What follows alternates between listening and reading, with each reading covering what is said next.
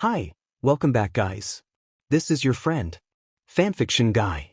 Back with amazing fanfiction. This is the series of What If Deku Masters Art of Magic. Now before starting, please give this video a like and subscribe to the channel if you want more videos like this. Now let's get into the fanfic. Izuku's point of view. As I was punched once again, my childhood bully, Katsuki Bakugo, and his lackeys taunt me before walking away. Why does fate hate me? What have I done to deserve this? I thought while lying on the ground and clutching my small messenger bag. Should I just die here? Maybe I'll see Kasen once again. I thought before my vision faded to black and I could no longer feel my body. When my vision returned, I saw my memories flash before my eyes, but the flashing stopped on a memory from when I was just 4, or as many people recognize as the Quirk awakening age. Flashback within dream. In my memory, I was at a park with my Kasan, Izuku Midoriya. As I arrived at the park, I could see my friend, Katsuki Bakugo, and his lackeys bullying a small girl with black hair arranged in a small ponytail. Before I realized what was happening, I rushed towards Kaken and tackled him to the ground. What the hell, Deku? Kaken yelled as he used his explosion quirk to literally blast me off of him and to the ground. You really are useless, Deku. Explosion. Emitter type. Katsuki Bakugo can expel explosions from his palms fueled by his sweat. But blasts too powerful will burn his arm, and overuse may burn his palms or make him overheat. When I landed back on the ground, Kaken and his lackeys surrounded me and started using their quirks to hurt me in any way they could. No. I need to help the girl. All of the sudden, I felt a surge of power throughout my small body as it was covered by an aura of otherworldly energy. Before Kaken and his lackeys could torment me any further, the energy around me expelled like a shockwave that literally blew them away. I won't let you hurt her. I shouted as I saw them running away for dear life, but before I could chase after them, I fell to my knees and felt like I used every last bit of my energy to create that wave. Are you okay? Asked the black-haired girl as she kneeled down next to me. Huff F fine. I should be worrying Huff about why you... I said between deep breaths but barely realized that I didn't even know her name. My name is Momo Yaoyorozu, but thank you for saving me, Yaoyorozu-san said before a woman with a beautiful figure and brown hair that complemented her face perfectly walked over towards her and grabbed Yaoyorozu-san's hand. I'm sorry, little one, but my daughter and I need to get home, she said before the mother and daughter turned away and started to walk away. Flashback and... I never did tell Yaoyorozu-san my name, I said before rubbing the back of my head sheepishly, but no one was around me, so that was more embarrassing. Well, I guess I was a bit too naive to notice how bad of a person Bakugo was back then. Either way, when will I wake up? Before I could even get a bit of an answer, more memories flashed before me until it stopped on one of my junior high memories. Well, past year or so couldn't have been that bad, right? Flashback begin. As I walked home from school, I could see smoke in the distance. That's where my apartment is, I shouted before starting to run in the direction of the smoke. When I got there, my adrenaline was already kicking in, but I could see a fire enveloping my apartment building and 2 figures fighting nearby. Before I could rush towards the remains of the buildings, a paramedic grabbed my shoulder. Kid, before you leave, I believe I have some news for you, the female paramedic said before checking her clipboard.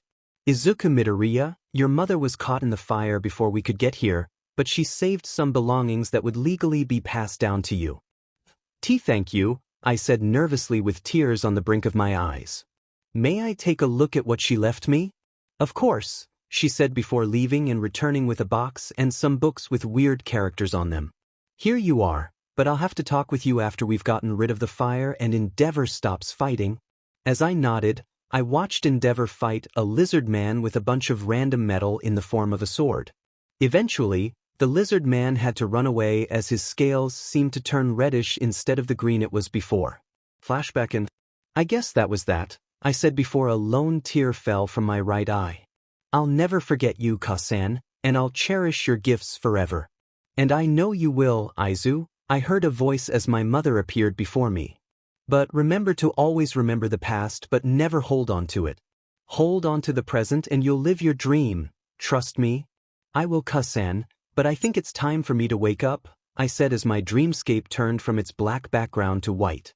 Dream and when I woke up, I felt like I was laying on a cloud while looking at a white ceiling.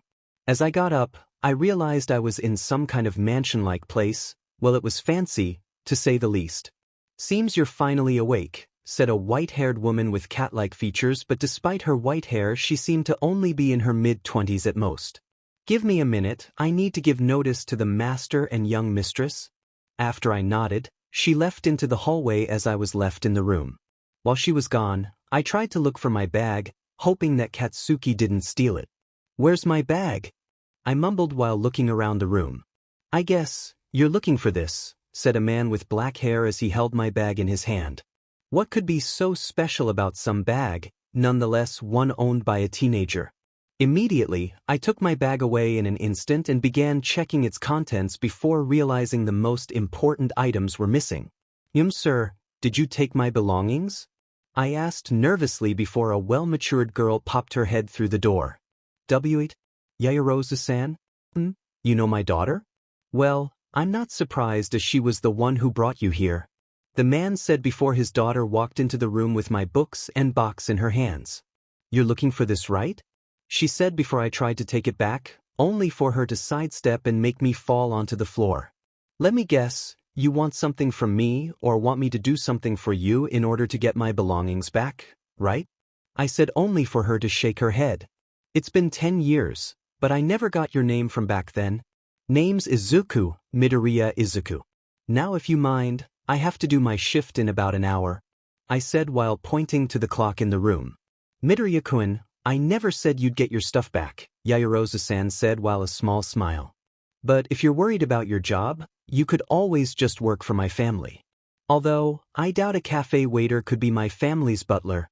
As a tick mark appeared on my forehead, I swiped my books from her grasp but couldn't get the box as I stuffed what I did get into my bag. Fine, whatever. But I better get paid for this, otherwise, I'm losing my apartment and getting sent to the streets again. Then, Yaoyorozu-san's father spoke up while taking my box from his daughter. Well, if you're so in a rush to get out of here, I might as well take a look in this box. But when he opened the box, he dropped it as 3 small lizards flew into my arms. Sir, as I'll be your family's newest butler, I'll kindly ask you to mind your business, I said while picking up a few pieces of jewelry and photos that dropped out of the box. As for now, I must go notify my employer. I can't be expected to work for your family and as a waiter all at the same time now, can I? Right, but report back here as you'll be living here starting today and I'll inform you of your job, he said before I left with my 3 draconian companions resting on my shoulders. When I left the big-ass mansion, I had to run towards the old cafe I worked at to resign. Weird day, weird conversation, and weird job. But hopefully I won't go insane, but there are more important things waiting for me. After I notified my employer of my new job and resignation, she took it surprisingly well but still wanted me to visit if I ever wanted to help out. Either way, I walked with my draconian companions already sleeping on my shoulders, although it wasn't even sunset yet. Great, just great. I got a new job and I still need to prepare for the UA entrance exam. Hopefully, Bakugo doesn't find out about my application, I thought as I walked towards the Yaoyorozu household. When I arrived, I was met with the same cat-made woman that I saw when I woke up. Midoriya-san, if you'll follow me. Alright, but as we'll be working together, just call me Izuku, I said while walking after her, eventually walking into an office with Yaoyorozu-san's father waiting at the desk. A/N, please ignore gun, blood splatter, and cards. When I sat down, he started to speak with what I assumed to be my legal documents and previous resume. Hello Izuku, my name is Michio Yaoyorozu, but please refer to me as Michio. Now you'll be working as my daughter's personal butler, but I presume that you already know her. Yes, Michio-sama, I know your daughter from a small incident at a park from 10 years ago. I simply replied while taking a few glances at his notes. Well, for this job you'll have to be with Momo whenever you're not at school, but if an incident happens while you are not with her, please rush towards her or I'll have to pull you out of school until you both go to UA. What makes you say I'll be attending UA? Well, your high school application stated that, and if you don't get into the program I'll probably get you in through recommendations. But enough about that, let's move on to your skills. I can cook, clean, take care of children, do some construction work, and I could even sing a bit, I said while scratching the back of my head. An interesting skill set, but I'm sure there's more. Anyway, what previous jobs have you done? Well, I've been a waiter, chef for some small restaurants, construction work, babysitting, and some performances at night for the cafe. I just had to quit, I said while making sure Michio-sama knew that I had to leave my favorite job to work for him. The last thing is your physical abilities. But you don't have a quirk, so do you have any other skill that made you consider trying to be a hero? He asked while adjusting his glasses.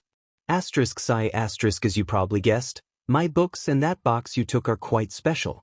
Besides the fact that they were passed down through my family, the books were for magic spells and other mystical arts, I said while taking my books out of my bag and placing them on the table. All of the books are written in an ancient language passed down through my family, but I have translated the spells I've mastered into Japanese into this book. Alright, now I'll need to test these spells of yours, Michio-sama said before standing up and walking to the door. Katrina, take Izuku to the courtyard for his last qualification. Time skip battle time. When I was lead to the courtyard, I was met with the sight of Michio-sama and Yaoyorozu-san along with Katrina-san waiting across the courtyard from me. Now, Izuku, I expect you to show Michio-sama your skills and go all out in our fight. Katrina yelled as she got into a battle stance. Alright, then let me show one of my other skills, I said with a sly smile as 2 spell circles appeared on the ground and slowly lifted into the air as 2 clones of me were made, but one was a perfect clone of me and the other was a female version of myself. Alright, I'll fight Katrina-san while these 2 sing a bit. Might as well make it a show, right? A/N. Song is Fairy Tale. Strike Backs by Bnha featuring Nate Wants to Battle. After my clones started to sing, I charged towards Katrina-san as she sidestepped my strike, but I used my remaining momentum to do a sweeping kick in midair. Yet, she used her left arm to block my kick while still getting pushed back. Good one, but let's see if you can block this. Katrina-san said as her nails turned into claws and she swiped towards my face, but I squatted down to avoid it. Fury of Ancient Beasts, by Sudapamu. I shouted as I struck Katrina's abdomen with my palm, which glowed orange with an orange spell circle around my wrist. As she was about to land, I appeared right below her and caught her bridal style. As Katrina-san blushed with her face as red as a beet, she yelled, "You baka!" She then swiped at my cheeks, making it look like I had whiskers and were bleeding from them. That's what you get. I try to be nice for once and this happens, I mumbled before Katrina-san tried to go for a roundhouse kick, but I grabbed her leg and threw her straight up into the air. Gods of fire, heed my call, unleash a storm of flames before me. Hano no Erasure. After that chant, I directed my palms towards the sky as 2 red spell circles appeared in them. All of the sudden, a stream of flames burst through each palm and spun around each other in a spiral before creating a tornado of fire with Katrina-san in the middle of it. When the storm burned out, I caught Katrina-san bridal style once again before starting to chant another spell. Hear my call, gods of water, create a healing current around me, heal Katrina and myself, Hiringiyu Abu. Out of literal nowhere, Katrina-san and I were now in the middle of a teal-green whirlpool as our injuries healed. Katrina-san's burns slowly went away as all that was left was a faint outline of the palm strike. As for me, my whisker slashes sealed up and the blood vanished. They slash in, song end or wait for it.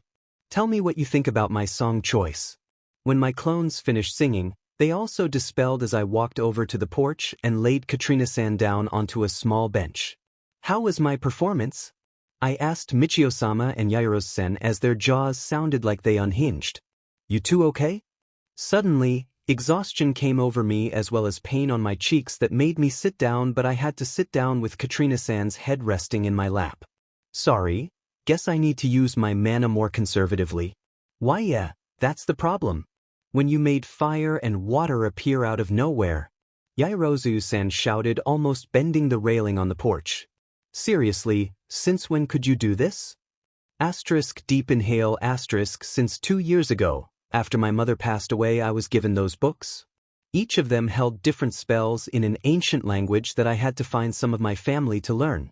Although that took up my entire summer, I learned to read and speak Latin, which helped me get through most of my books. Interesting, do you know any other languages? Asked Micho-sama as I placed my hand on Katrina-san's forehead. Besides Japanese and Latin, I eventually learned some Korean, English, and Russian due to family business, but I'm only fluent enough to share a simple conversation, I said, which shocked Yaoyorozu-san and somewhat surprised Michio-sama. Alright then, can you leave Katrina in her bedroom while Momo shows you around the household? After that, you both are free to do whatever you want, Michio-sama said before walking up.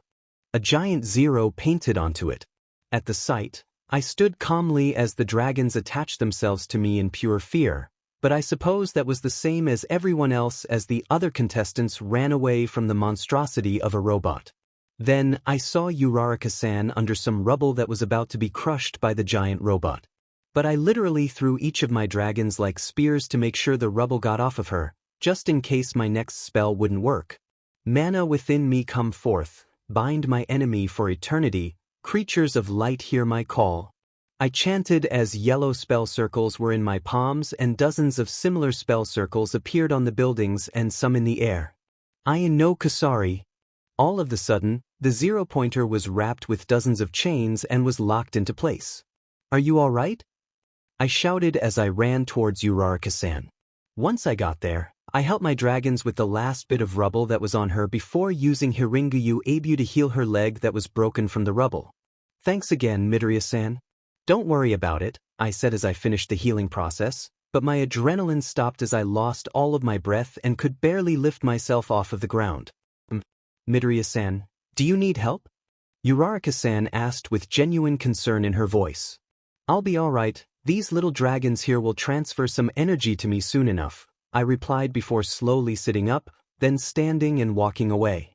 I'll see you some other time. Time skipped 2 weeks later. After that exam, I went to a peaceful job with fulfilling any and every request of Momo-sama. But then we were both delivered small packages that were almost identical besides the name it was addressed to.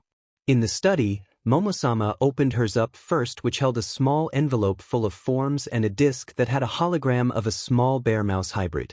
Congratulations, Momo Yaoyorozu, on getting recommended into UA's hero course. You are one of 2 that were recommended into Class 1A, but please fill out the forms enclosed in the envelope before we start school. Good luck and go plus ultra. Well, that was quick, Momo-sama simply said before she motioned for me to open my package. When I opened mine, I dropped the disc onto the table while I held the envelope, but the disc activated and revealed a hologram of All Might in a striped, yellow suit. Congrats, Izuku Midoriya. You scored a total of 106 points, made of 31 villain points and an impressive 75 rescue points for saving 5 people, 25 total, healing 1 person, 10 total, and preventing a large-scale villain from causing further harm to others, 40 points. With that, you made a new record at UA and are freshman representative, but please fill out your forms enclosed with the package. Also, please come the morning of your first day to the staff room to discuss some issues we have with your data. Great, I have to attend a meeting with a bunch of pro heroes, I complained as I looked at my forms, which consisted of a hero costume form and a class schedule. But I guess we're both in Class 1A, can't wait to see the next generation of heroes. I can't wait either, Momo-sama said as she rested her head on my shoulder. After another 2 weeks, Momo-sama and I are finally going to attend UA, but it seems that I've gone ahead on my motorcycle to attend that meeting. So, now I'm walking through the halls of the glorious school that everyone dreamed of attending, but I did bump into someone while looking back at the map I was given. I'm sorry, I wasn't looking where I was going, I said while getting up, only to realize I bumped into the R18 plus pro hero Midnight. It's alright, she replied as she got up. Wait, you're Izuku Midoriya, right? Yeah, what of it? Come on. The meeting is about to start. She shouted before grabbing my wrist and dragging me through the endless halls before ending up in a room filled with a dozen heroes that were the UA's staff. Sitting at the table was Midnight, All Might, Recovery Girl, Eraserhead, Present Mike, Cementos, Number 13, Snipe, Power Loader, Ectoplasm, and Vlad King with an odd bear, mouse hybrid as well. Welcome, Izuku Midoriya. The hybrid creature shouted as I walked in front of the U-shaped table, which is odd but whatever. My name is Nedzu and I'm the principal of UA, But onto more important matters. How did you do this? Once he asked the question, a television above the doors turned on which played a recording of the entrance exam, more specifically following me and my dragon companions. Magic? Magic? Those only exist in stories and legends, stated Eraserhead as he leaned back in his chair. We need a real answer. It truly is magic, after all. I don't think anyone's quirk has been that diverse as to release electricity, control dragons, and create chains out of nowhere, I said calmly as I made a bluish-white spell circle appear in my hands. If you don't believe me, watch and try to deactivate some quirk, Eraserhead. Soon, the spell circle created a block of ice above the circle. From there, I used my left hand to create a light laser to slowly carve the ice into a perfect model of my 3 dragons playing, but you wouldn't be able to tell who's who without looking closely to all the fine details. He's right, I couldn't deactivate it, Eraserhead said lazily as he applied some eye drops. This kid is really magic. Alright then, young Midoriya, you may go to your class as we discuss some possibilities for the near future. All Might said before I left with a new ice sculpture in the meeting room of UA's staff. After another long maze through UA's buildings, I finally found Class 1A with a huge door leading into it. But as I entered, I heard yelling from Katsuki Bakugo and the blue-haired guy from the exam arguing of simple manners, which I passed by as I sat in front of Momo-sama and turned around in the seat to talk to her. How'd the meeting go? They just wanted to know how my magic worked and how I did what I did at the entrance exam, I said before noticing something moving in Momo-sama's bag. Yuki, Erasure, Kesho, you can come out now. All of a sudden, the trio jumped out of Momo-sama's bag as I caught them in my arms, where they snuggled before falling asleep. They seem to only like you, but they're still cute, Momo-sama said as she scratched Yuki's chin. Don't worry, they like you, but their ideas of games and fun are a bit different than a human's. Then, the door opened which revealed Eraserhead lazily walking into the classroom while holding a yellow sleeping bag. Once Eraserhead stood at the class's podium, which was odd to have, but whatever, he started to talk very lazily. Hello, I'm Aizawa and I'll be your homeroom teacher. We'll be skipping the normal entrance ceremony and that other boring high school stuff. So go get changed into these uniforms and meet me on the PE field. More will be explained there, he said before walking out of the class and dragging his sleeping bag while leaving a pile of uniforms on the podium. Once everyone grabbed a uniform, we all went to our respective changing rooms and met at the PE field where 20 other students were waiting with Vlad King. Without even glancing at them, Class 1A got grouped up and waited for Aizawa-sensei to start explaining. Instead of Aizawa-sensei, Vlad King spoke up while his arms were crossed. Class 1A and 1B will be evaluating your quirks today with the basic tests you did in junior high, but you'll be able to use your quirks? Instantly, most of the classes burst out into cheers. This is going to be fun. The hero course is the best, and shut it, extras, were just some of the stuff that was said. If you're all so confident, the last place of each class will be expelled from UA, Aizawa-sensei said with a creepy smile plastered onto his face. But let's have Katsuki Bakugo give us an example of the softball throw as he got the most villain points. With a few grumbles, Katsuki caught a softball thrown by Aizawa-sensei before stepping into a circle. First, he pulled back his arm as his body was balanced onto one of his legs before he flung the ball with an explosion behind it. But when he did throw it, he yelled, "Die!" "Die!" whispered everyone as we all looked at the result of his explosion. Quirk, explosion. Katsuki can fire off explosions from his palms fueled by his nitroglycerin sweat, but although it is more powerful as a fight continues, he becomes less resistant to the blasts as well. 705.3 meters, Aizawa-sensei repeated off his phone as Katsuki took on a sadistic grin. Alright, Midoriya, your turn. Then we'll start the real tests. As I stood in the circle, I heard a small buzzing as the softball flew back to Aizawa-sensei before he threw it to me. Before throwing, I took a pitcher stance and started to chant a new spell. Mana flowing within me, release the binds of the world, and pierce the heavens. Juryo Kabasuto. After I threw the ball, a gray spell circle appeared behind the ball that created a shockwave that launched the ball through the sky, until a small twinkle appeared through a hole in a cloud created by the very same ball. Infinity, Sensei said as a few jaws could be heard unhinging from the rest of the skull they were attached to. Alright, let's start with the 50-meter dash. Test 50-meter dash. The first test was quite simple. You had to run 50 meters against someone, but was still compared to everyone else. In first place was Ida, who used his quirk to move across the track, which landed him at a solid 4.00 seconds. Quirk, engine. The Ida family can use the engine-like propulsions on their body to speed themselves up, but the engine can overheat and have the same problems as other engines. In second was Tsuyu, who jumped across the 50-meter track at 4.37 seconds. Quirk, frog. Tsuyu's body was born with the characteristics of a frog. As such, her body has the physical capabilities of most frogs. Taking third was me. I used the Baisudapamu to propel myself by hitting the ground when the time started. So I got a pretty good 4.69 seconds for the 50-meter dash. Test grip strength. The grip strength test was where everyone would grip a handle as hard as they could while a machine calculated their score. But at first was a guy with 6 arms named Mizo Shoji with a score of 535 kilograms. Although his quirk seemed just perfect for this test. Quirk, dupli arms. Mizo has 6 arms which can have hands, ears, mouths, eyes, or noses on their ends. But I took second with my Baisudapamu spell with a score of 480 kilograms as I was conserving most of my mana, so I will be able to do the other tests. Although left in second place was Masahiro Ojiro, who used his tail to grip the remote, which got him 320 kilograms, but still impressive nonetheless. Quirk, tail. Masahiro has a tail. Test standing long jump. After the grip strength test, we were left to do the standing long jump, and I'll give you one guess as to who got first place. Hey, you probably guess it right. It was Tsuyu. No surprise there, but she used her frog-like abilities to jump and swing using her tongue, landing her at 55 meters. Next up in second place was Katsuki Bakugo, who propelled himself using his explosion quirk, which landed him at 38 meters before he couldn't lift and hit the ground.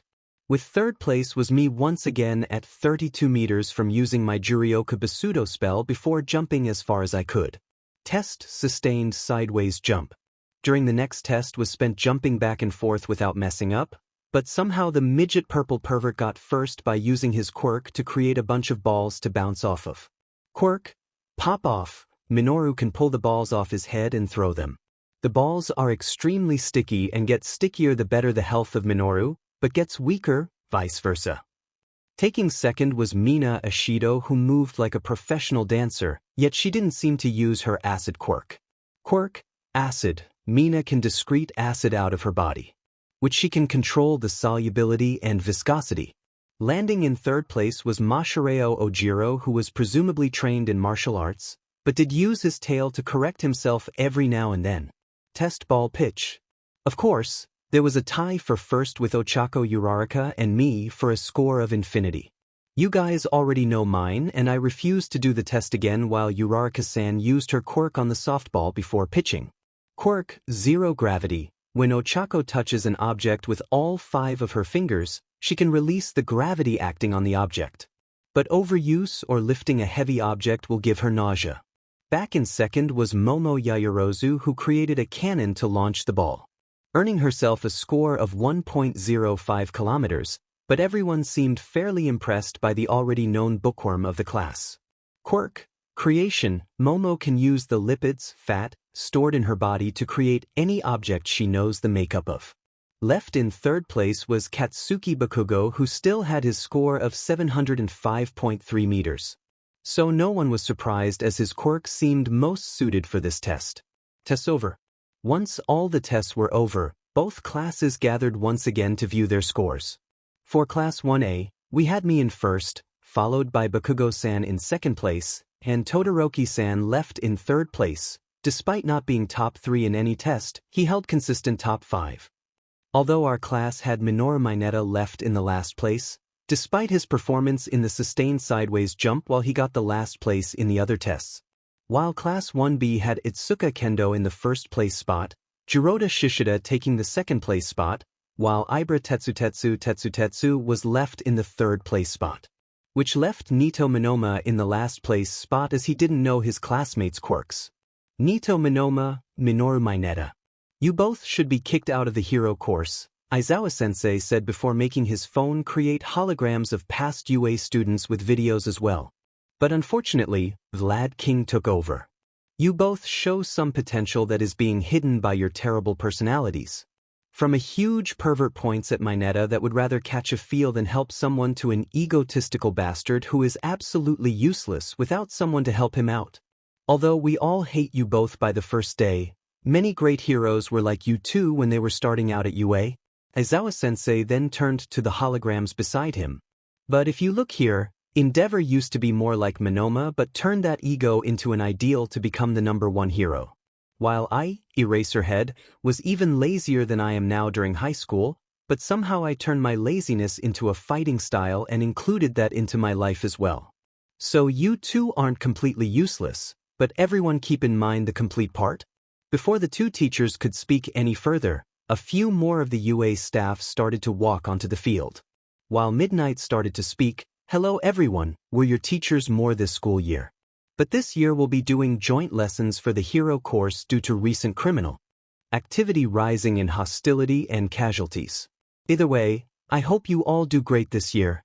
After she finished, Present Mike started to become a bit more serious. "Just don't get cocky, otherwise you'll end up like many potential heroes. Spoiler alert, you'll be dead in less than 2 months. But many of you have great potential and could become the next big 3 or at least join the student council by the end of this year." Then a hybrid creature that was our principal started to talk, after hitting Present Mike on the head. "Don't worry about that stuff, but our big 3 is made of our strongest 3 students who usually move on to create their own hero team. While our student council also includes them but consists of our strongest students that are still attending here. Those select people also represent our school at several events and are usually recruited by high-ranked heroes by the time they graduate. Anyway, worrying about that stuff won't get you anywhere."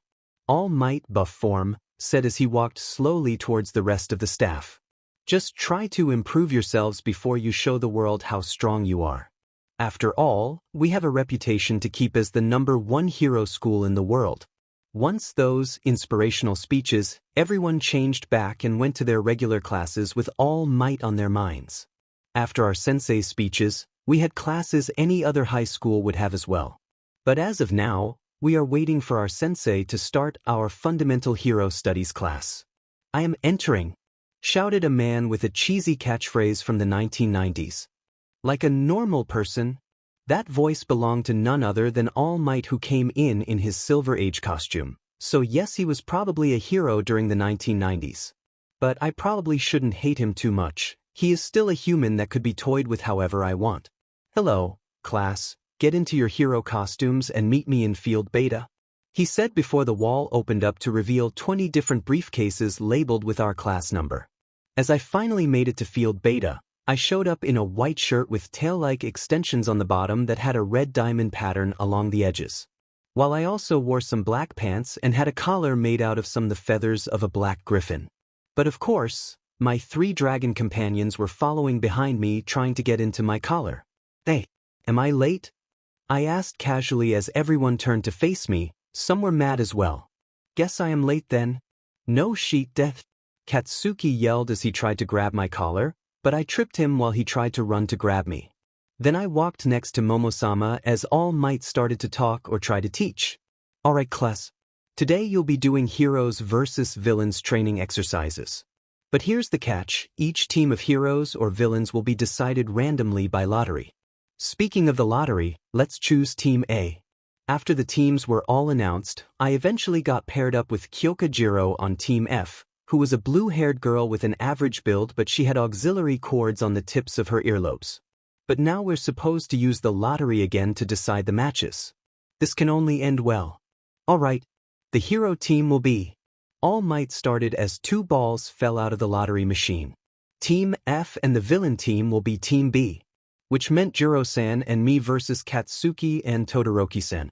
"Midoriya-san, got a plan?" Jiro-san asked as we walked to the main entrance to the building Team B entered. "I'll distract the time bomb," I said as the 3 dragons entered my collar. "From there, you should try to find the bomb and signal me once you've found it." But hold off Todoroki-san until I get there and we'll tag team him while trying to grab the bomb at the same time. What about Bakugo-san? I'll hold him off. I thought I said that. I said while she gave me the, "Are you serious?" look. Fine, I doubt I'll be able to defeat him without using dirty tactics.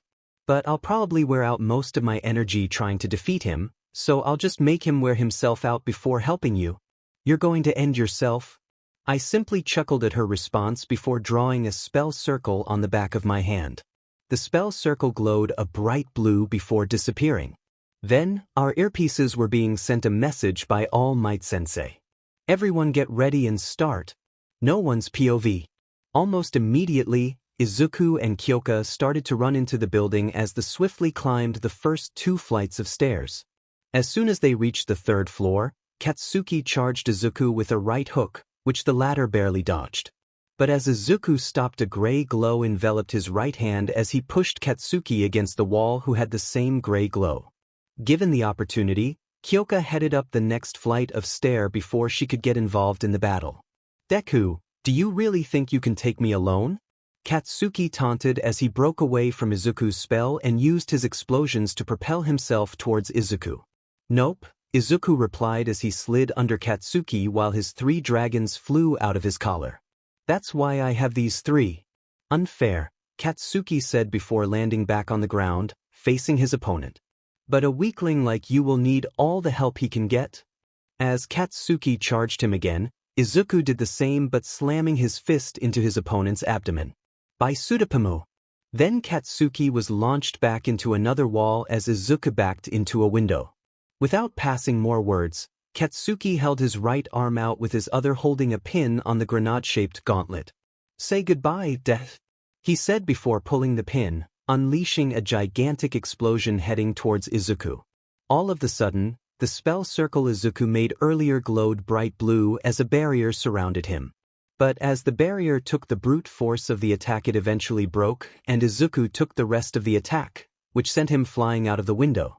Back to Kyokujiro. When Kyoka saw Katsuki, she immediately booked it for the stairs as Izuku stayed behind.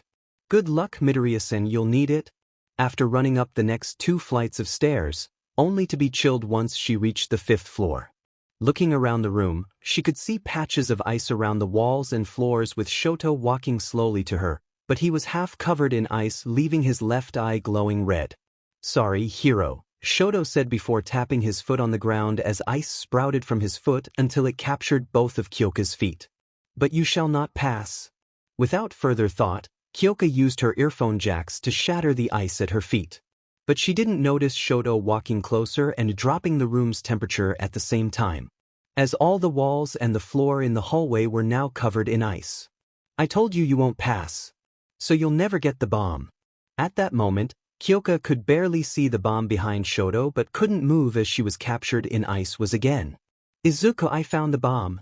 She yelled over her earpiece before Shoto knocked her out and placed her in ice. Back to Izuku Midoriya. Again, Izuku was falling out of a window as his companions tried to go to his aid but were thrown back by Katsuki. Izuku, I found the bomb. Damn it, Izuku thought before closing his eyes, feeling a sense of déjà vu. I won't fall to Katsuki's explosions any longer. I won't drag anyone down with me. I need to go back to Momo-chan. All of the sudden, Izuku glowed scarlet red as his body balled up and started to reform.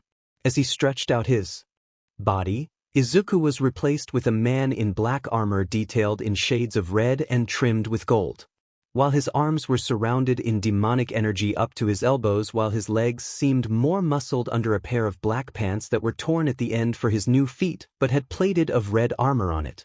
With his torso in black armor trimmed with gold on the edges, but more demonic energy formed an X on his chest and coattails that seemed to pulse with more energy. Finally, his face was covered in red marks that also flowed in more energy, while 2 horns sprouted from his head, one longer than the other but both directed towards the sky. Katsuki Bakugo, sounded Izuku's voice and another deeper voice at the same time. You've harmed me time and time again, each closer to the brink of death, and all without punishment. Now, I'll give you your punishment. Akuma no Ikari. All of the sudden, Izuku flew towards Katsuki at nearly untraceable speeds before hitting his diaphragm, thumb webs, inner elbows, and shoulders, which knocked him to another wall and paralyzed him before Yuki and Erasure used the capture tape to bind him. Then, Izuku literally flew through the next 2 floors before reaching the freezer that was on the 5th floor. Wow, it's a bit chilly in here. Let's change that.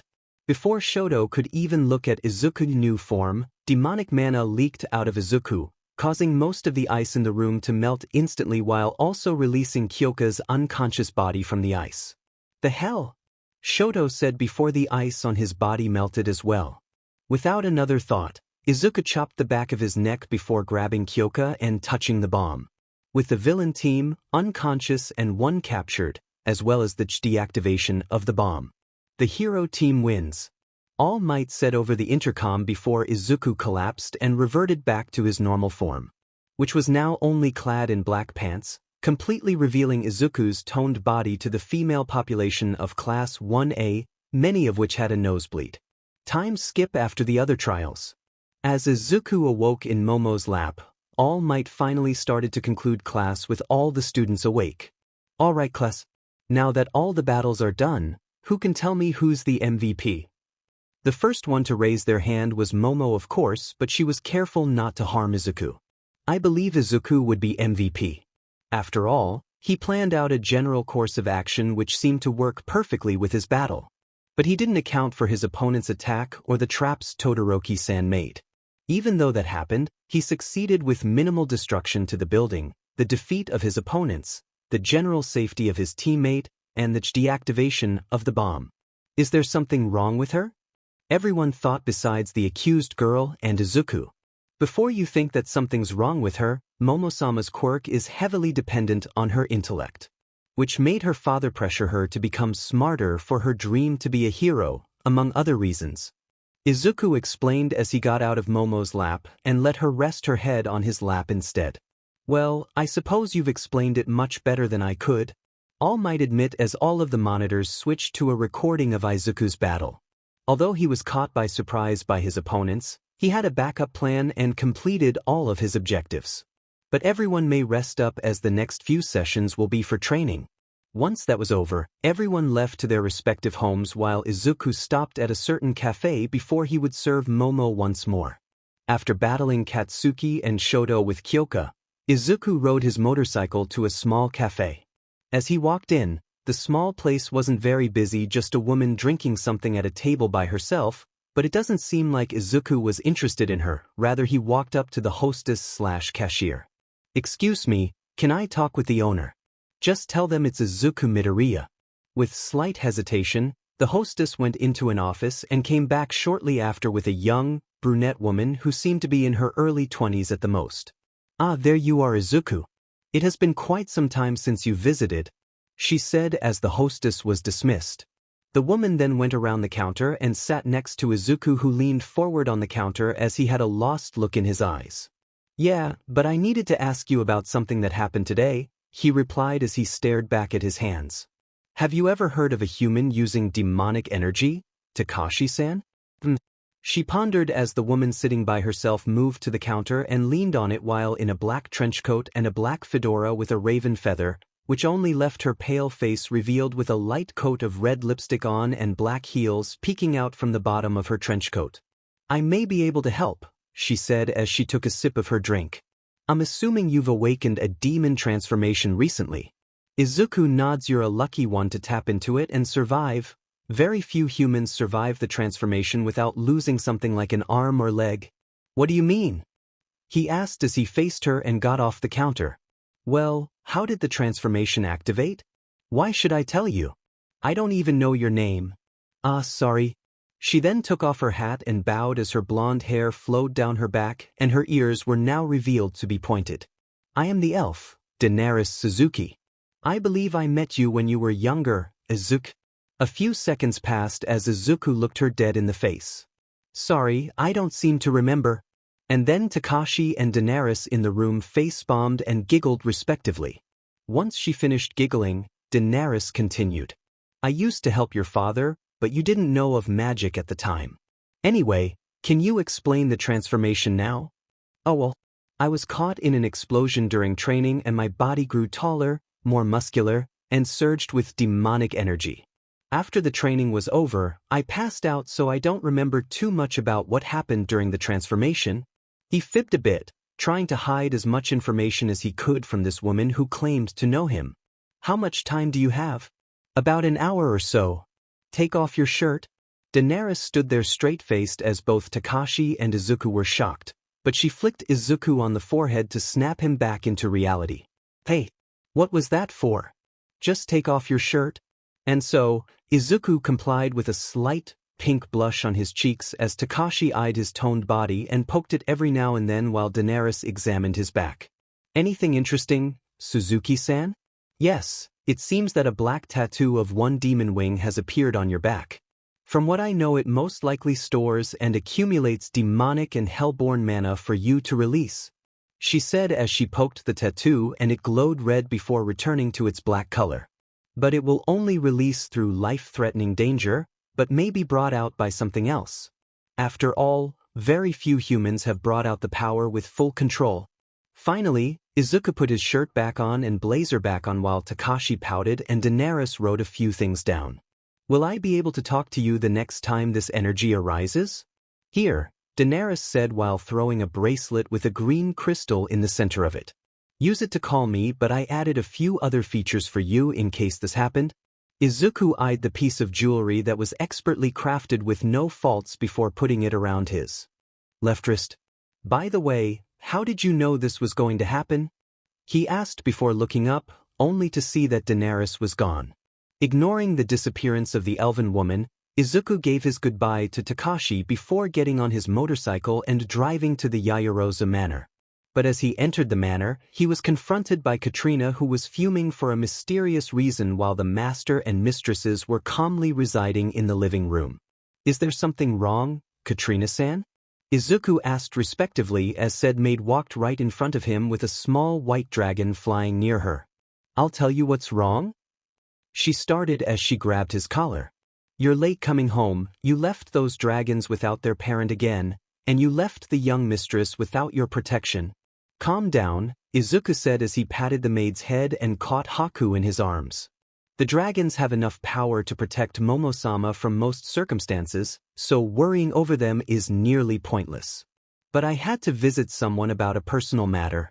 Before she could respond, Izuku left and made dinner for the family but left the group during dinner to meditate in the courtyard. In the courtyard, he sat lotus position and floated steadily in the air as different colored streams of mana floated around him. Focus. Draw out the demonic mana. He thought but failed to bring it out as the streams of mana flowed into his body before he stopped his meditation and slowly floated down to the ground. Having trouble, Izuku? Momo-sama, did I disturb you? He said without facing her, but she approached him in her nightwear, grabbing him from behind with her face stuffed into his back. No, but you know I'm always here for you. I know, but we have training and you need your beauty sleep, Izuku said before turning around and grabbing Momo's hips. But I don't mind some company.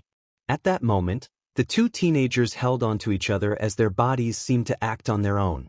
Soon their faces were close enough for their noses to touch, but Izuku tilted his head to the right before kissing Momo. The kiss didn't last very long, yet both were satisfied and didn't let go of each other as they held hands and went to Momo's room to rest. The next morning, the two recalled the events of last night before getting ready to attend UA without acknowledging it. Once at UA, the pair walked together quite closely but weren't touching until they arrived at Class 1A, where the only one there before them was Tenya Ida.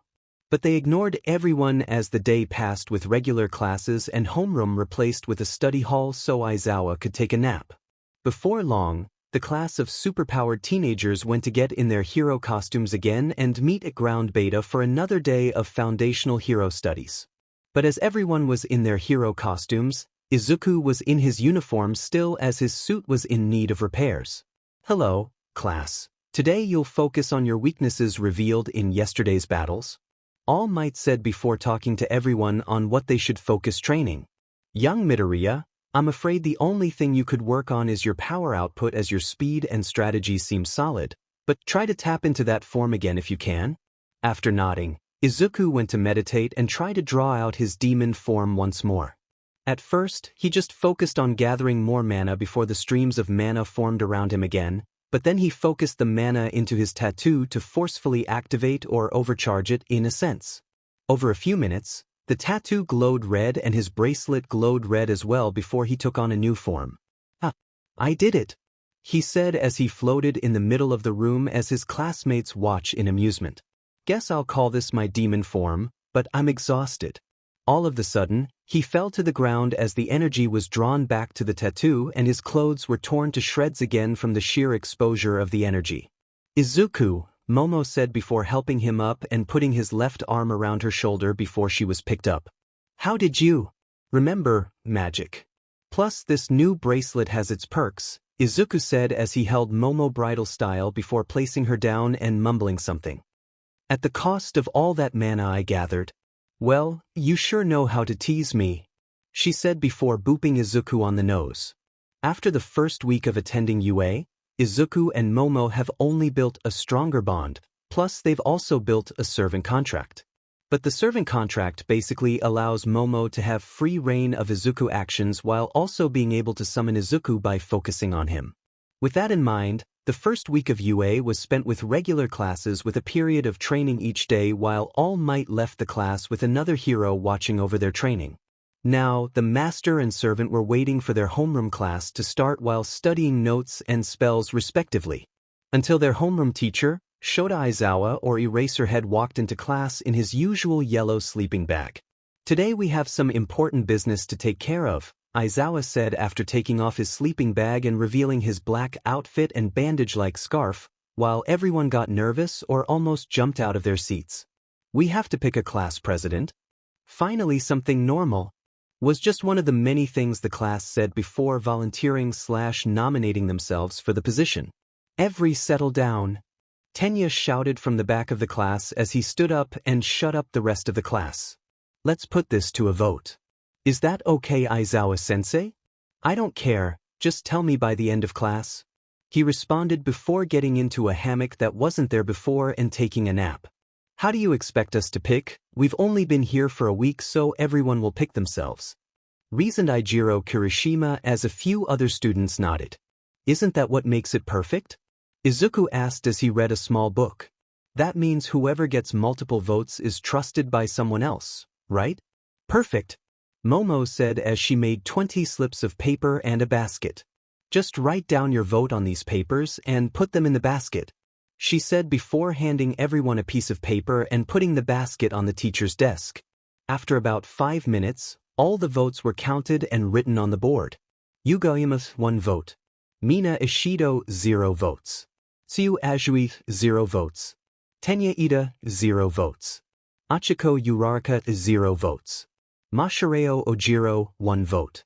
Denki Kaminari 1 vote. Eijiro Kirishima 0 votes. Koji Kato 0 votes. Rikido Sato 0 votes. Mizo Shoji 1 vote. Kyoka Jiro 0 votes. Hanta Siro 1 vote. Fumikage Tokoyami 1 vote. Shoto Todoroki 1 vote. Toru Hagakure 1 vote. Katsuki Bakugo 1 vote. Minoru Mineta 1 vote. Izuku Midoriya 6 votes. Momo Yaoyorozu 4 votes. So, Izuku Midoriya will be the class president and Momo Yaoyorozu will be the vice president, said Aizawa very sleepily as Izuku and Momo stood at the front of the class before the bell rung. Time skip. After a scene at lunch to which Izuku solved by making a firework with Shaku and Hano no Erasure which got everyone's attention before he yelled at them. But on to more important matters. Class 1A's hero class has started and All Might told them to train before a field trip next week to further their training. Okay, demon form makes more exhausted and a few more scratches from being naked, so that's going to be a last resort? Izuku thought before his 3 dragon companions pestered him. Sorry, we'll play at home. Maybe I should call Suzuki-san. So, Izuku focused some mana into his bracelet before it glowed blue and the gem showed an image of Daenerys Suzuki. Izuku, what do you need? Actually, I need some help with my training dash, he said before being cut off by Daenerys appearing in front of him and the bracelet returning to its original colors. Alright, what kind of training? I've decided my demon form is my last resort move for now, so I need some other ability or spell in the meantime. He responded as she pulled out a book and flipped to a page with a list of Izuku's abilities. As she closed the book and put it into her coat, she said, "Let's try a dragon form. After all, I'm sure these little creatures will be able to supply enough mana for you to attain one." "Wait, what?" Izuku said before the 3 dragons landed on his head and shoulders. Dragon form. A form where a human turns into a dragon with the aid of a true dragon's mana. Of course, the form's appearance and abilities will depend on the dragon giving the mana. She replied before grabbing Izuku by the hand and teleporting to a secluded area of Field Beta, Mock City in entrance exam. First, Izuku meditate and gather mana while you 3 points at dragons form a triangle around him and give him your mana. Then, Izuku started to meditate and gather streams of mana that flowed around him while Haku, Erasure, and Kesho formed a triangle as their mana made them glow before streaming from their bodies into Izuku's. Soon, the streams became bigger as they flowed into Izuku's chest before he glowed gold and started to grow in size. Eventually, Izuku stopped glowing once he was a golden dragon with armor around most of his spikes, wings, arms, legs, tail, and on top of his head. Overall, he was about 3 stories tall and as long as a city block, yet he seemed almost harmless to Daenerys and the 3 young dragons who helped him. "Something wrong?" Izuku asked in a deep voice to the observing Daenerys, who wrote in her book from earlier and glanced at Izuku momentarily. "Besides the fact that you've turned into an elemental dragon, which can control each element along with their armor that's as near impenetrable," she answered before running over to different parts of Izuku's new form and examining them while Izuku was curled up and the 3 young ones played on top of his head with the spikes adorning it. "Young ones, that tickles," Izuku thought as the 3 suddenly stopped and flew down in front of them. "Does this form include telepathy?" "To answer your question, that's a yes," Daenerys said before Izuku accidentally opened his mouth and lightning shot out of it and destroyed a lamppost. "Please use telepathy. We don't want any one of those incidents anytime soon." "Alright, but would those figures be my class?" Izuku said to her as his class walked up and admired his form. "Don't attack me, please." "It's me, Izuku Midoriya." "Izuku-kun."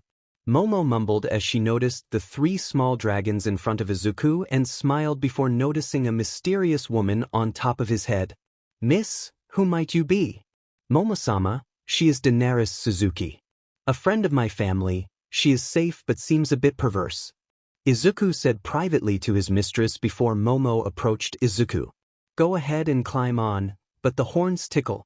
Without a second thought, Momo climbed onto Izuku's now empty head before Izuku lifted his head before standing on his hind legs so she saw above the skyscrapers around the field, but eventually lowered her as Midnight walked over to the class. "Another form, Izuku? It's only been a week," she said before Izuku lowered his head to the ground and Momo got off while Midnight sat on his head. "This is actually quite comfortable. You'll have to give me a ride later," she said while stroking one of the spikes on his head. "Please get off, Midnight-sensei. My horns are quite ticklish," he thought before she got off with a small pout.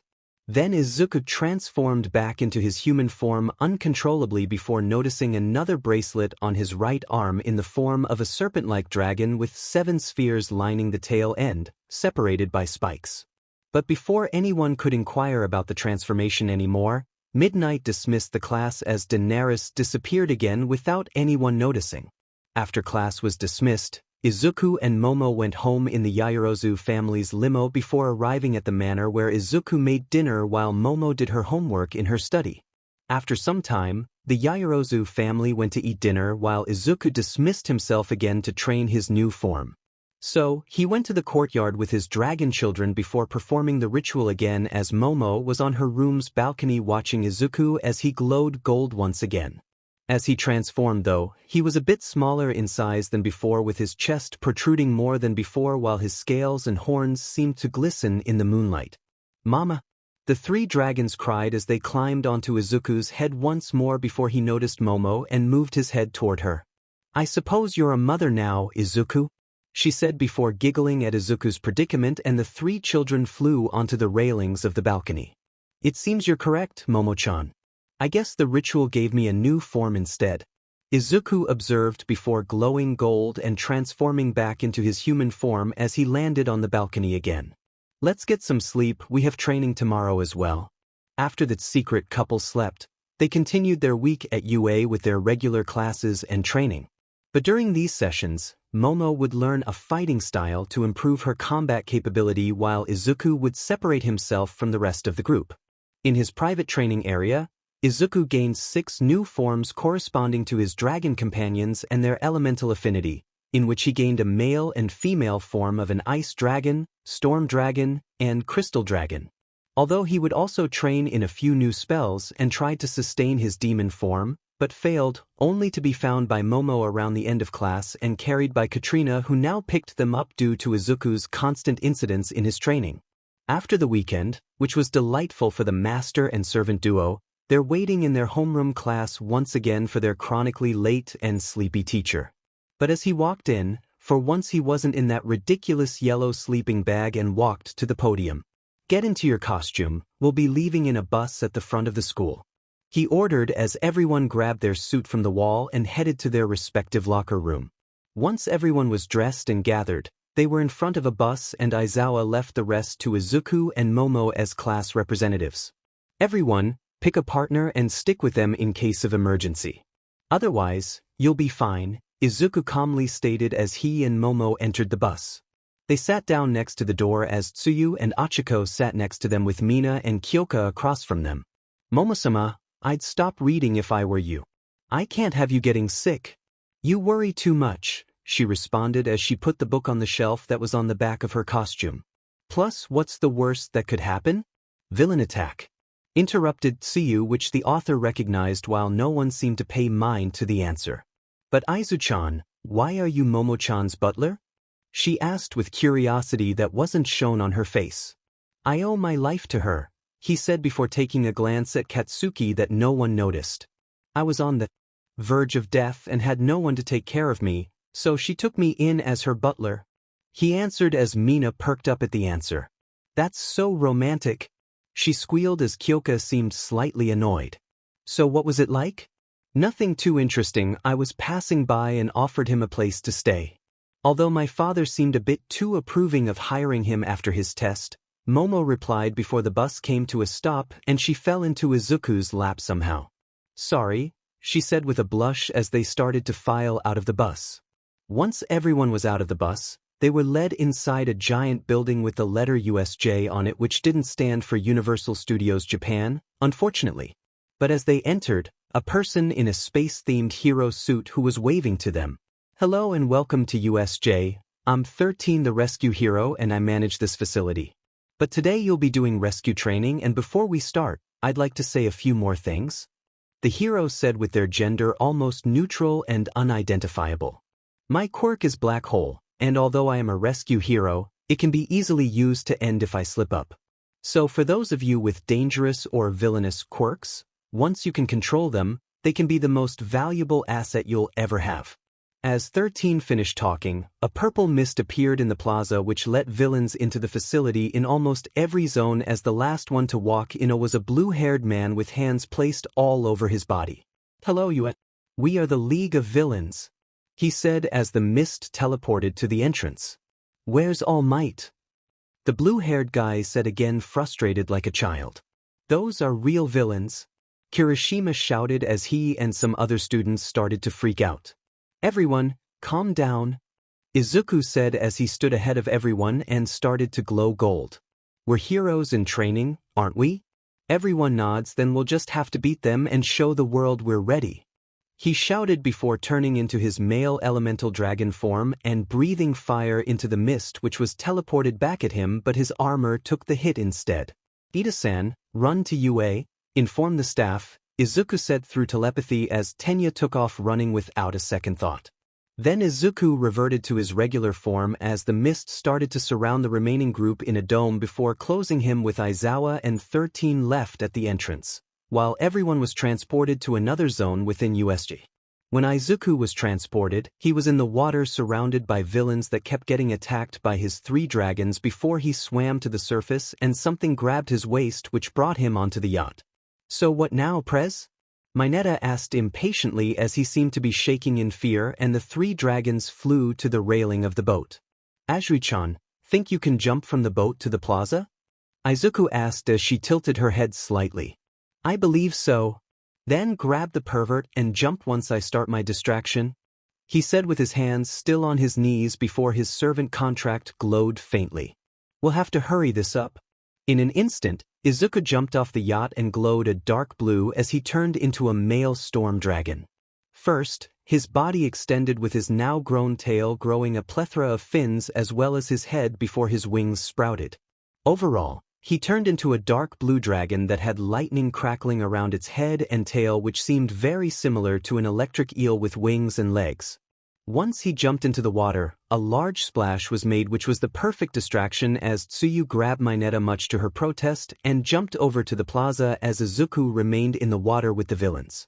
Before the villains could swim away, Izuku started to swim around them like a snake or eel, which created a small whirlpool as he continued to swim faster.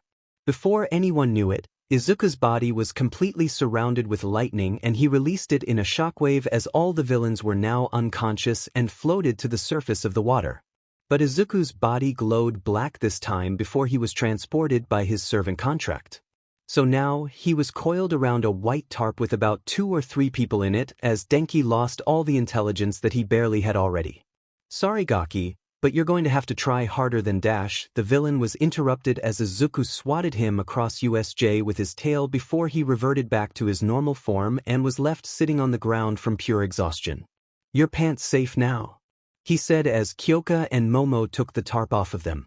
Guess I came right in time, he said before coughing up a bit of blood. Izuku, are you okay? Momo asked as she kneeled down and checked his pulse along with any injuries, only to find none whatsoever besides his pulse completely stable. Just used too much power, I'll be fine with some rest. He reassured her, but she still seemed worried as Kyoka burst out into laughter once she saw Denki. Go to the plaza, pant. Bnha and Azuri-chan are pant waiting there. Reluctantly, the trio of Kyoka, Denki, and Momo went to the plaza to see Aizawa beating villains left and right while 13 was out of commission and next to Tsuyu and Bnha. So the trio hurried over there as they saw Shoto and Katsuki start to fend off villains with some other students running towards the plaza shortly after them. As for Izuku, his 3 dragons flew to him and tried to help him by supplying him some mana, but accidentally forced him into his female elemental dragon form, although Izuku was grateful for the help. Thank you, young ones, she said before flying over to the plaza and landed around Aizawa before swatting more villains with her tail. Sensei, take a break. I can handle this for now. Aizawa merely nodded before running over to the other students who gathered near the entrance. Back to Izuku, who invoked some sort of fear onto the villains around her as they backed away once she started to growl and approached the blue-haired villain. You think you can take me on? Kurojairi, the blue-haired man said as the mist from earlier allowed a black, mutated, humanoid with a beak, an exposed brain, and cargo shorts walked into. Behold, Nomu, the ultimate weapon against all might. Fool! Izuku shouted as she breathed fire towards the Nomu creature, which got rid of its outer skin only to regenerate. So Izuku swatted the creature with her tail towards the landslide zone only for it to jump back and punch her in the face. Luckily there was armor, but she still felt the shock as it returned to the blue-haired man and she was punched into the ground and reverted to the regular Izuku. Then Shoto and Katsuki went to attack the beast, with Katsuki attempting it first with an explosion from his gauntlet, which made the Nomu lose a patch of skin revealing muscle fibers only to regenerate once more before Katsuki was punched into a wall next to the gate. When Shot went for it, he tried to freeze the feet and succeeded before he tried to impale it with ice, but instead the creature broke free and punched him as well. Luckily, he was fast enough to turn his right side forward and cover it in ice. Yet he was still punched to the other students and was caught by Tsuyu with her tongue. Nearby the villains was still Izuku Midoriya, who seemed to remain lifeless in the ground as the demon wing tattoo on his back surged with mana before he was engulfed in the mana and rose once more. We may fall divided, he said as he slowly stood with crimson-red mana swirling around him, but we shall never give up. Finally, his demon form completed, revealing a scythe-wielding demon in a red coat made of entirely mana stood before the Nomu. After transforming into his demon form, Izuku floated in the middle of the plaza as the villains looked him over and waited for him to take a move. But before he could take a move, the gates busted open with Tenya followed by all of UA's staff who analyzed the scene. "Have no fear, for we are here." All Might said a modified catchphrase as he saw Izuku in his demon form and Daenerys appeared near the gate with a tub of popcorn. "Why, what is going on? Stay out of this!" Izuku yelled as the staff noticed his form and felt the power he exerted. "Round up the small fry, I'll deal with the ringleader." In an instant, Izuku flew towards the Nomu and sliced its arm off with his scythe before going for the blue-haired man. But instead, the mist villain redirected Izuku's attack to slice his own head off. "Sorry, I'm not so easy to end off." Izuku taunted him as red Bnha came from his remaining body and attached itself to the head before reattaching the head entirely. But before Izuku could attack again, the Nomu from behind him grabbed him and threw him into the ground. "Momo-sama, do I have permission to use lethal spells?" He yelled across USJ as part of his servant contract. "Yes, now hurry," she yelled in response as Izuku's servant contract glowed black then crimson red. Without any more words, Izuku grew a sadistic grin before the Nomu was trapped to the ground in crimson-red chains as Izuku slowly rose out of the ground. Then the chains turned into vines before growing thorns and the Nomu ceased movement. "Dokubane!" Izuku shouted, revealing that the Nomu was now dead before the hand villain charged at him, but for some reason Izuku let him attack him and some skin on his left shoulder dissipated. "Jayakuten," he whispered as the villain's left shoulder disintegrated. "What are you?" "hacker," the man said childishly as Izuku laughed in response while the man backed away with the mist villain next to him. "A hacker? I assure you I'm much worse," Izuku said before he reverted to his original form with his butler suit on before bowing and looking at the villain with his head slightly raised. "But I'm simply just one hell of a butler." So the remaining two villains retreated, but Izuku fainted shortly afterward as all remaining traces of his mana and spells disappeared, leaving the corpse of the Nomu on the ground. Before anyone else could react, Momo ran to Izuku's unconscious body with tears running down her face before she picked up his body. "Izuku, please sobs be okay?" She sobbed as she held onto his body, leading his head into her chest.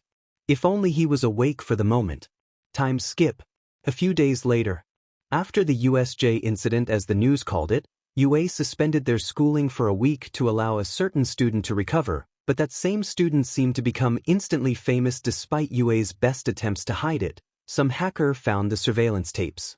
As for the certain student, he was stuck in bed and still unconscious in the Yaoyorozu manor with his very own mistress waiting at his bedside along with his draconian children. Groans in pain. What happened? Izuku said hoarsely as he sat up only to realize Momo was resting at his bedside while his children were all on his lap and seemed even bigger than before. Slowly he nudged Momo awake and tapped on the dragon's head, which also woke them. "Izuku!" Momo yelled as soon as she saw her personal butler awake and hugged him, ignoring his groans of pain. "I was so worried." "I'm sorry," he still said hoarsely as Katrina walked in with a glass of water which Izuku gratefully took as Momo stopped hugging him. "But what exactly happened?" he asked nervously as the room was so silent that you could hear Katrina's cat downstairs. So Momo explained everything before Izuku got a massive headache and got his own memories back, which seemed too convenient for the plot.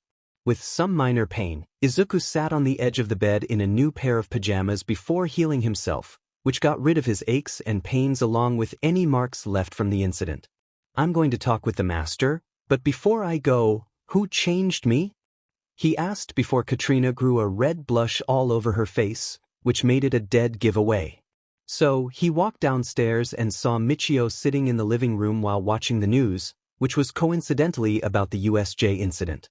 But Izuku sat down on another couch, paying no mind to the reporter.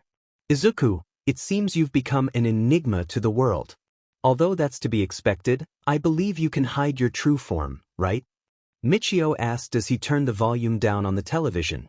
"Yes, but I'm not sure how stable my mana reserves are at the moment," he responded truthfully as Katrina and Momo walked downstairs.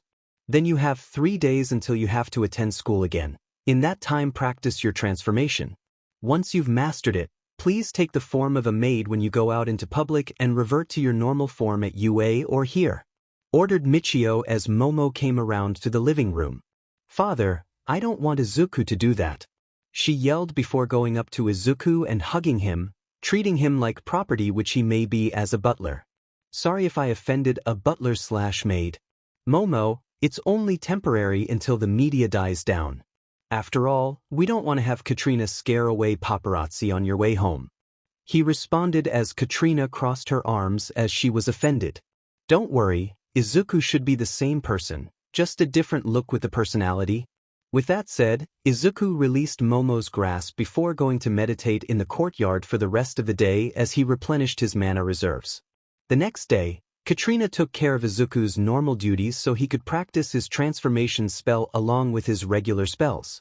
On the final day, he perfected a transformation into a brunette maid while practicing his dragon transformations, although the children gathered around him whenever he tried to use a female form, much to his annoyance. Now it's sunrise and the secret couple has to go back to UA, but Izuku was already up and making breakfast in his female form. Looking closely, Izuku looked like a brunette woman with brown eyes and pale skin which seemed to work together perfectly. As for the rest of her body, she had quite a slim build and was slightly shorter than Momo with about the same assets. Some may even mistake them for mother and daughter, with Izuku as the mother once again. With the smell of freshly made bacon, Momo and Michio woke up and groggily walked into the dining room as Izuku set the table. Soon the family and their employees finished the breakfast before Momo went to get ready to go to UA while Michio had a business meeting. "Izuku, where's my tie?" Momo yelled upstairs as Izuku went upstairs and took one of his own ties and gave it to Momo. "Use this one, save your quirk for later," she replied politely while putting the tie on Momo before leading her downstairs and to the limo which Katrina drove. "Also, please call me Akira when I'm in this form. It should provide a decent disguise until something big happens." And so, the rest of the drive held some small talk until Izuku took his normal form and entered UA with Momo beside him. But their peaceful walk ended as they went into Class 1A, where everyone was talking about the incident with some phones out playing the video. But as everyone noticed the pair of students, Aizawa came in right on time but with some bandages around his arms although unnoticeable from under his sleeves. "Class is back in session. Class is back in session," said Aizawa as the class remained quiet for once. "The sports festival will be beginning soon, so we'll leave all your classes to training with teachers and other students. So get in your costumes and head to Gym Gamma." When everyone gathered into the gym, only Izuku wasn't in his uniform as his suit was in tatters. But everyone looked at Cementos who was in front of the class. "Hello and welcome to Gym Gamma, or as I call it Training Dining Land, TDL. Because I can control this entire gym, each student can be given a training area to suit their needs." Then Cementos created huge cement pillars for each student as he sent each student to their area, but Izuku was the last to be sent. "Sensei, how long do we have to train?"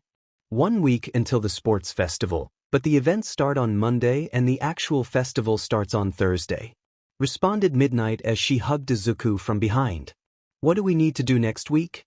"Let's see, well, each class needs to set up their classroom for parents and students to visit. Usually they have something special going on. But the actual events include the competitions," she said with a sly smile. But Izuku removed her grip before using his servant contract to teleport to Momo. "Kia!" Momo shouted as she got scared and almost fell to the ground, if not for Izuku catching her. "Sorry, Momo-sama," he said as he let her stand on her own. "But I'm going to train for the entire week. So use the contract to bring me back if you're in danger or I'm needed for class." "All right, but be careful," she said back while her mind went through the countless possibilities for Izuku's training. "I can promise that I'll try," he said before pressing on the gem laced into his left bracelet. "Daenerys, training for a week," he said calmly until a portal opened up and he was pulled into it. "Bye, Momo." Then Momo began to panic as her butler was gone but rubbed the back of her left hand in reassurance. "He'll come back, he always has before," she thought before slowly going back to training. As for Izuku, he was pulled into a different dimension as he was on the ground. When he opened his eyes, he saw Daenerys standing over him along with his 3 dragons. Then she grew a sadistic grin. "Hey, Izu, how's the little hero? Just because you're taller than me doesn't make it right to make fun of me," he said as he got up and stared up at her, only to realize that she seemed even taller than before. "Did you get taller? Actually, I'd say you're a bit shorter," she said with the same grin as she made a mirror and made Izuku look at his reflection. Now Izuku was a little girl, but for some reason had white hair and pointed ears. "Sorry, but to make sure this training is private, I made the temporary dimension only available to female elves. So suck it up and let's see how strong you are." All of the sudden, Izuku was punched in the abdomen as she flew through a tree until she hit another one. She created a dimension, should have expected this? Izuku thought as she got up and saw Daenerys holding a spell circle that was ready to activate. "Fine, by Sudapamo," Izuku yelled as she flew towards Daenerys with her right fist glowing orange. But right as she was about to punch, Daenerys's spell circle absorbed the impact, with the impact creating a vibration along the barrier that the spell circle belonged to. "Ha! Weak." Daenerys then returned the blow using her version of the spell, which was made into an uppercut, making Izuku fly into the air until she came back down a minute later only to be caught bridal style by Daenerys. "You lost, so your punishment will be to my little maid when you're not training." This was rigged, thought Izuku as Daenerys used her domain over the dimension to make Izuku wear a somewhat revealing outfit that at least covered more than the necessities. "I hate you," she mumbled under her breath. "I heard that," Daenerys shouted as she entered a cabin that Izuku didn't notice earlier. "Get in bed or your punishment will be way worse," she yelled again as Izuku felt a shiver down her spine before running through the forest and at the mercy of Daenerys Suzuki. Time skip. In the world of quirks, a week has passed and it is Monday once again, with Midnight taking over homeroom for Class 1A. Alright, after lunch all the parents and students will be roaming around the first-year classes to explore your classes. As such, each class will have a different event going on, and since you've been training, you'll have to set everything up now. "Wait, what about Midoriya-kun?" shouted Bnha as she obviously had some underhanded tactic. "Alright, give me a second," said Momo as she held out her left hand and her master servant contract seal glowed. All of the sudden, a portal opened on the ceiling as Izuku fell out of it while screaming. "Izuku-kun, are you alright?" "No more. Daenerys-sama," Izuku said, dazed as his clothes were all ripped and everyone's minds went somewhere else until Izuku snapped back into reality. Sorry, training has me a bit winded." "So, Momo-sama, what am I needed for?" "About that?" Midnight said as she pulled the class's attention back to her. "As class president, you'll have to get the class ready with your event. But I think you have plenty of suggestions from your class on what to do," she teased as Izuku shakily walked up to the front of the class until Midnight whispered to him, "What kind of training did you go through?" "Let's leave it at endurance. Lots and lots of endurance training. Did I mention I was under her complete control and had to do whatever she wanted, or I would be forced to do twice the punishment?" Izuku said telepathically as Midnight turned her face away with a sly smile and light blush. "Okay, for our class, what should we do?" he asked as everyone's hand shot up. Sadly, I saw Minetta's hand go up first. "Maid Cafe," he suggested as Izuku typed it up on his phone before a hologram with a small list appeared on the board. "Momo-sama?" As he called on her, she grew a blush. "I was going to suggest the same, but maybe a random customer would get one order for you," she suggested as Izuku sighed and had a flashback to his training with Daenerys and shivered before typing under the Maid Cafe. "Bakugo-san? A break room where we can actually break stuff with our quirk," he suggested, which honestly sounded fun as Izuku typed it as the second option. "Kyoka-san? How about a party room with music playing and one of us could be the DJ?" she added, which was now the third option. "Ashido-san? How about a haunted house? We could call it a test of courage too," Bnha shouted as Izuku shivered at what someone could put there, but it was now the fourth option. "That's it?" Izuku asked as no one else raised their hand, and he looked at the list only to shiver and want to go back to Daenerys. At least she let him have a break. "Then we'll vote on the event and get more suggestions after that." After a couple of minutes, Izuku counted up the votes and wanted to slam his head against the wall. The winner is a maid cafe, with the second being the haunted house and the DJ party after that. So any suggestions? Hagakure-san? Midoriya-kun will probably be the maid, so we can make a bunch of sweets for the menu, she said as Izuku made a separate list for the menu. Achiko-san? Will the cafe run during the competition? No, unless we want to, but we should focus on the competition. Then never mind. Kaminari-san? We can have all the girls in maid dresses and have them be waitresses. At that moment, all the girls in the class gave him a death glare, and if looks could end, Denki would be in the 7th layer of hell. I'm afraid we'll have to get willing volunteers, stated Izuku as he was shocked by his servant contract. Momo-sama will make me be the sole waitress and chef, while you all can explore the other classes and guide your parents around. Momo-sama? Izuku asked again as he was forced into his Akira form with a maid's dress to top it off. How about we have an area for pictures with a small fee per picture? I suppose so, but that's it. And since you all are leaving me to serve everyone, I'm making you all set up the room, he said before he fell asleep, and Midnight dragged him out of the room happily as everyone else was left to set up the room. About 2 hours later, Akira came back, but for some reason had cat ears and a tail with her regular ears gone. But when she entered the room, it actually looked like a cafe with plenty of tables replacing the desks and chairs, then a corner with a couch and a bunch of plushies in front of a camera. You all are more efficient than I thought, she said as she saw all of the class resting against a wall until Momo sprang up and grabbed Akira's hands. We have to take a picture of you, Momo shouted as she ran all the way to the other side of the room and placed Akira in front of the couch. Now, your hair needs to be shorter, maybe a chocolate brown. Actually, twin tails would like cute.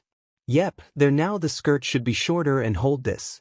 As the picture was taken, Akira posed a bit for her mistress as took the picture to the other girls who wanted to take a few of their own. How about you all go eat lunch? I'll set up the tables and start cooking before you come back. But you're paying for the next one. She said that last part sternly as the girls sulked to lunch and the guys ran for the joy of food. Okay, that solves the pest problem. Let's make sure I have the anti-upskirt seal ready. Before you readers ask, Daenerys liked teasing, and it became a necessary caution when I was training or working in places that weren't the bed. After that whole maid cafe thing that Izuku ran by himself, he got a break after doing it for 3 days straight, so he got to sleep on Thursday. But more importantly, it is now Friday and the day of the sports festival's main event, its competition. So all the first-year classes are grouped in the stadium that UA apparently owns. More importantly, what does UA not have? Welcome, everyone, Midnight called, which got rid of the author's rant. To UA's sports festival, today we have our first years, and we have quite an interesting and diverse group of students. So before we get to see them in action, let's have a few words from the first-year representative. With that cue, Izuku walked up to the stage that UA also had, disregarding the obnoxious cheers of some females who saw his stunt at USJ. Hey, as you all probably know, I'm Izuku Midoriya. But I have one thing to say: I will win, so fight me if you think you have a chance. He taunted them at this point as his 3 dragon children appeared through portals and perched into him. Then he walked off as the dragons just rested on his shoulder and in his arms, but Midnight took the stage once again. Then let's get on to the first event, the obstacle course race. So, all the students were sent to the entrance of the course, with most of them getting as close as they can to the gate and the smarter ones stepping back to use a special move. Let's see how I've improved, Izuku thought as his legs faintly glowed orange. But it's a good thing Suzuki-sama taught me stronger spells, even ruined my entire classing of them. Go! Present Mike shouted as everyone set off to the first obstacle, with Izuku using his new spell Adrenaline, allowing Izuku to jump over the gate and get a small running start ahead off the mass of students. Seems Izuku has gotten an early lead. Let's see if it lasts.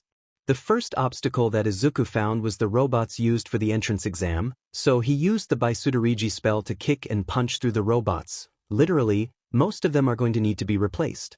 But now, he was approaching a 0-pointer as a literal tornado of fire burned one of the robots into a pool of liquid metal that Izuku continued to go over like it was nothing. Seems like Izuku's blasting through the first obstacle followed by Katsuki and Shoto who are competing for second. Present Mike said once again until Izuku was frozen into ice. Ooh, that's going to pull Izuku back. Like he said, Izuku stayed in the ice block, being pulled to the back of the crowd. But of course, his right bracelet started to glow a light blue as Izuku formed into an ice dragon. Although a female ice dragon, the form was intimidating if it was bigger than 2 stories. But its scales made a blue and white pattern with growing around its horns and the tip of its tail. So, a 2-story tall dragon just burst out of the block of ice and is left behind everyone else. Fun. She, Izuku, said as she crouched and flew over the rest of the competition. Along the way, she froze some of the paths, made a few ice walls, and you know the normal ice dragon stuff. But she flew over the giant chasm thing and caught up to Shoto and Katsuki who were racing at the minefield obstacle. With 2 bickering and overconfident guys in front of Izuku, she flew over and slammed her tail down right in front of them, causing a giant explosion right in their face as Izuku flew away into the stadium and her 3 little dragons flew after her. Although the dragons did age about 5 more years during Izuku's training, they just act like complete children still, reliant on their mother/father figure. Now they're 8 years old. Adult age for dragons is 5 years old. Looks like Izuku Midoriya is first. Midnight shouted as the other students entered the stadium/arena where Izuku reverted back to his normal form and pet his 3 little dragons before sending them to Daenerys who conveniently traveled to Earth so she could watch Izuku. After a while, only 42 students were left in the stadium as Midnight took the stage once again. Congrats! You all made it to the second event, the Cavalry battle. But we have our own little twist. After forming a team of 3 or 4, the person who has the most points must be the rider with a headband to represent their team's points. Then you all have 10 minutes to acquire as many points as you can because only the top 16 students will make it to the next event, so group up. With that said, a screen displaying all the scores showed up and everyone directed their attention towards Izuku once they read that he had 1 million points. Crap baskets? Izuku thought as everyone split up to pair with some they know. Izuku-an. Momo-sama, I guess we're pairing up? Course, it'd be underhanded if I forced you to give another team your points, wouldn't it? She said with her arms crossed under her assets, pushing them up. Yes, but I believe we need another teammate then? Izuku asked as a pink-haired girl appeared in front of them. Why hello. Who might you be? I'm Mei Hatsum from the support department, she said. Excited as Izuku and Momo noticed her eyes had reticles around the pupil, and she had a pair of custom-made goggles resting on her head. I'll gladly be part of your team. Sure, we haven't met anyone from the support course yet, informed Momo as another student walked up to them. Oh hello. You're from Class B, right? Yes, I'm Ibra Shiozaki, said the girl who had vines replacing her hair and forest green eyes. Could I join your team? Yeah, that fills up our team, replied Izuku calmly as everyone else seemed to slowly finish deciding on their groups. After a minute or 2 of confirming the teams, everyone was ready and Izuku was carrying a headband worth more than 1 million points now, with Mei in front and Ibra and Momo carrying Izuku from the back. All teams ready? Midnight shouted as each team had their own response. Then let's go. Once Midnight said that each team went for Izuku until a dome of vines sprouted from the ground and trapped them into a cage of sorts. Good work, Shiozaki-san, said Izuku as a spell circle formed in his hand. Release it now, Honjuryoku. So the dome of vines went back into the ground as Izuku's team started to float upward, making them unreachable as Izuku returned to his ice dragon form and held his team in the air. Izuku, can you survive 9 minutes of this? Momo asked as she saw everyone focusing on another target. Yes, but I doubt we'll have peace in that time. As she thought that, Katsuki started to fly up to them with his explosions before he was smacked by Izuku's dragon tail, straight towards the ground. But before he could touch the ground, Hanta used his tape to ground him and pull him back to his team. After that short fail, Shoto and his team used an ice pillar to be level with Izuku's team, before creating a platform of pure ice for the 2 teams as Izuku reverted to his normal form. Damn, Shiozaki will have trouble using her quirk and maze machines haven't been seen. Come on, Yaoyorozu-san, are you really going to date this guy? Shoto asked with a calm expression as Momo grabbed onto Izuku tighter. Of course, he's always been there when I needed him and will always help me, she stated as Shoto seemed displeased at her answer. Handsome, get your boots ready, whispered Izuku during this conversation, to which the pink-haired girl nodded. But as a response to Momo's answer, Shoto used his ice to make a straight path between the two teams before his team charged at the other. Right as they were about to attack, an orange spell circle appeared under Izuku's team as flames shot up around them. Fire Sudamu! Yelled Izuku as his team dropped from the small arena of ice, but now they were falling. Handsome! Izuku yelled as the said girl activated her rocket boots, which slowed down their descent as everyone got closer to them. Seeing the chance, Katsuki once again shot for Izuku's headband, but he slammed into a blue barrier that Izuku created using Bnha, which sounds extremely simple. Come on, nerd. Stop hiding. On the contrary, I don't hide. You just can't get close to beating me, Izuku taunted as the angry blonde was pulled back to his team and Shoto's team was brought back down to the ground. That's time. Midnight shouted as the three girls threw Izuku up into the air. Yada! The three of them said in sync as Izuku landed on his hands. Sorry, they said in sync once more. And Team Midoriya, Todoroki, Bakugo, and Tokoyami move on. Midnight announced as everyone else looked at the selected four teams as they celebrated respectfully. With Katsuki clicking his tongue, Shoto standing there apathetically, Tokoyami watching his team celebrate, and Izuku standing patiently and obediently for Momo's orders. We'll be taking a lunch break before the third event. After that, the audience started to leave the stadium as most of the students left to spend time with their friends. Hey, Izuku! Called out Momo as Izuku looked towards his mistress. Let's go get some food together, I hear they have fresh takoyaki. She sang as they started to run together towards the festival stalls. 2 orders of takoyaki and sitting under a tree later, Momo was resting her head on Izuku's shoulder, which was surprisingly soft for some reason, though Momo didn't say anything about. A while later, the stadium started to fill up and the 2 lovebirds ran to their classes' reserved seating where everyone was already seated. Thank you for waiting, Midnight shouted as she walked back to the podium Cementos made for her, which was a bit away from the larger platform that he created during the break. If you didn't guess, our third and final event will be an elimination-style tournament, she said as each screen displayed an empty bracket or the faces of the 16 participants. With that said, let's find out who is in the first match.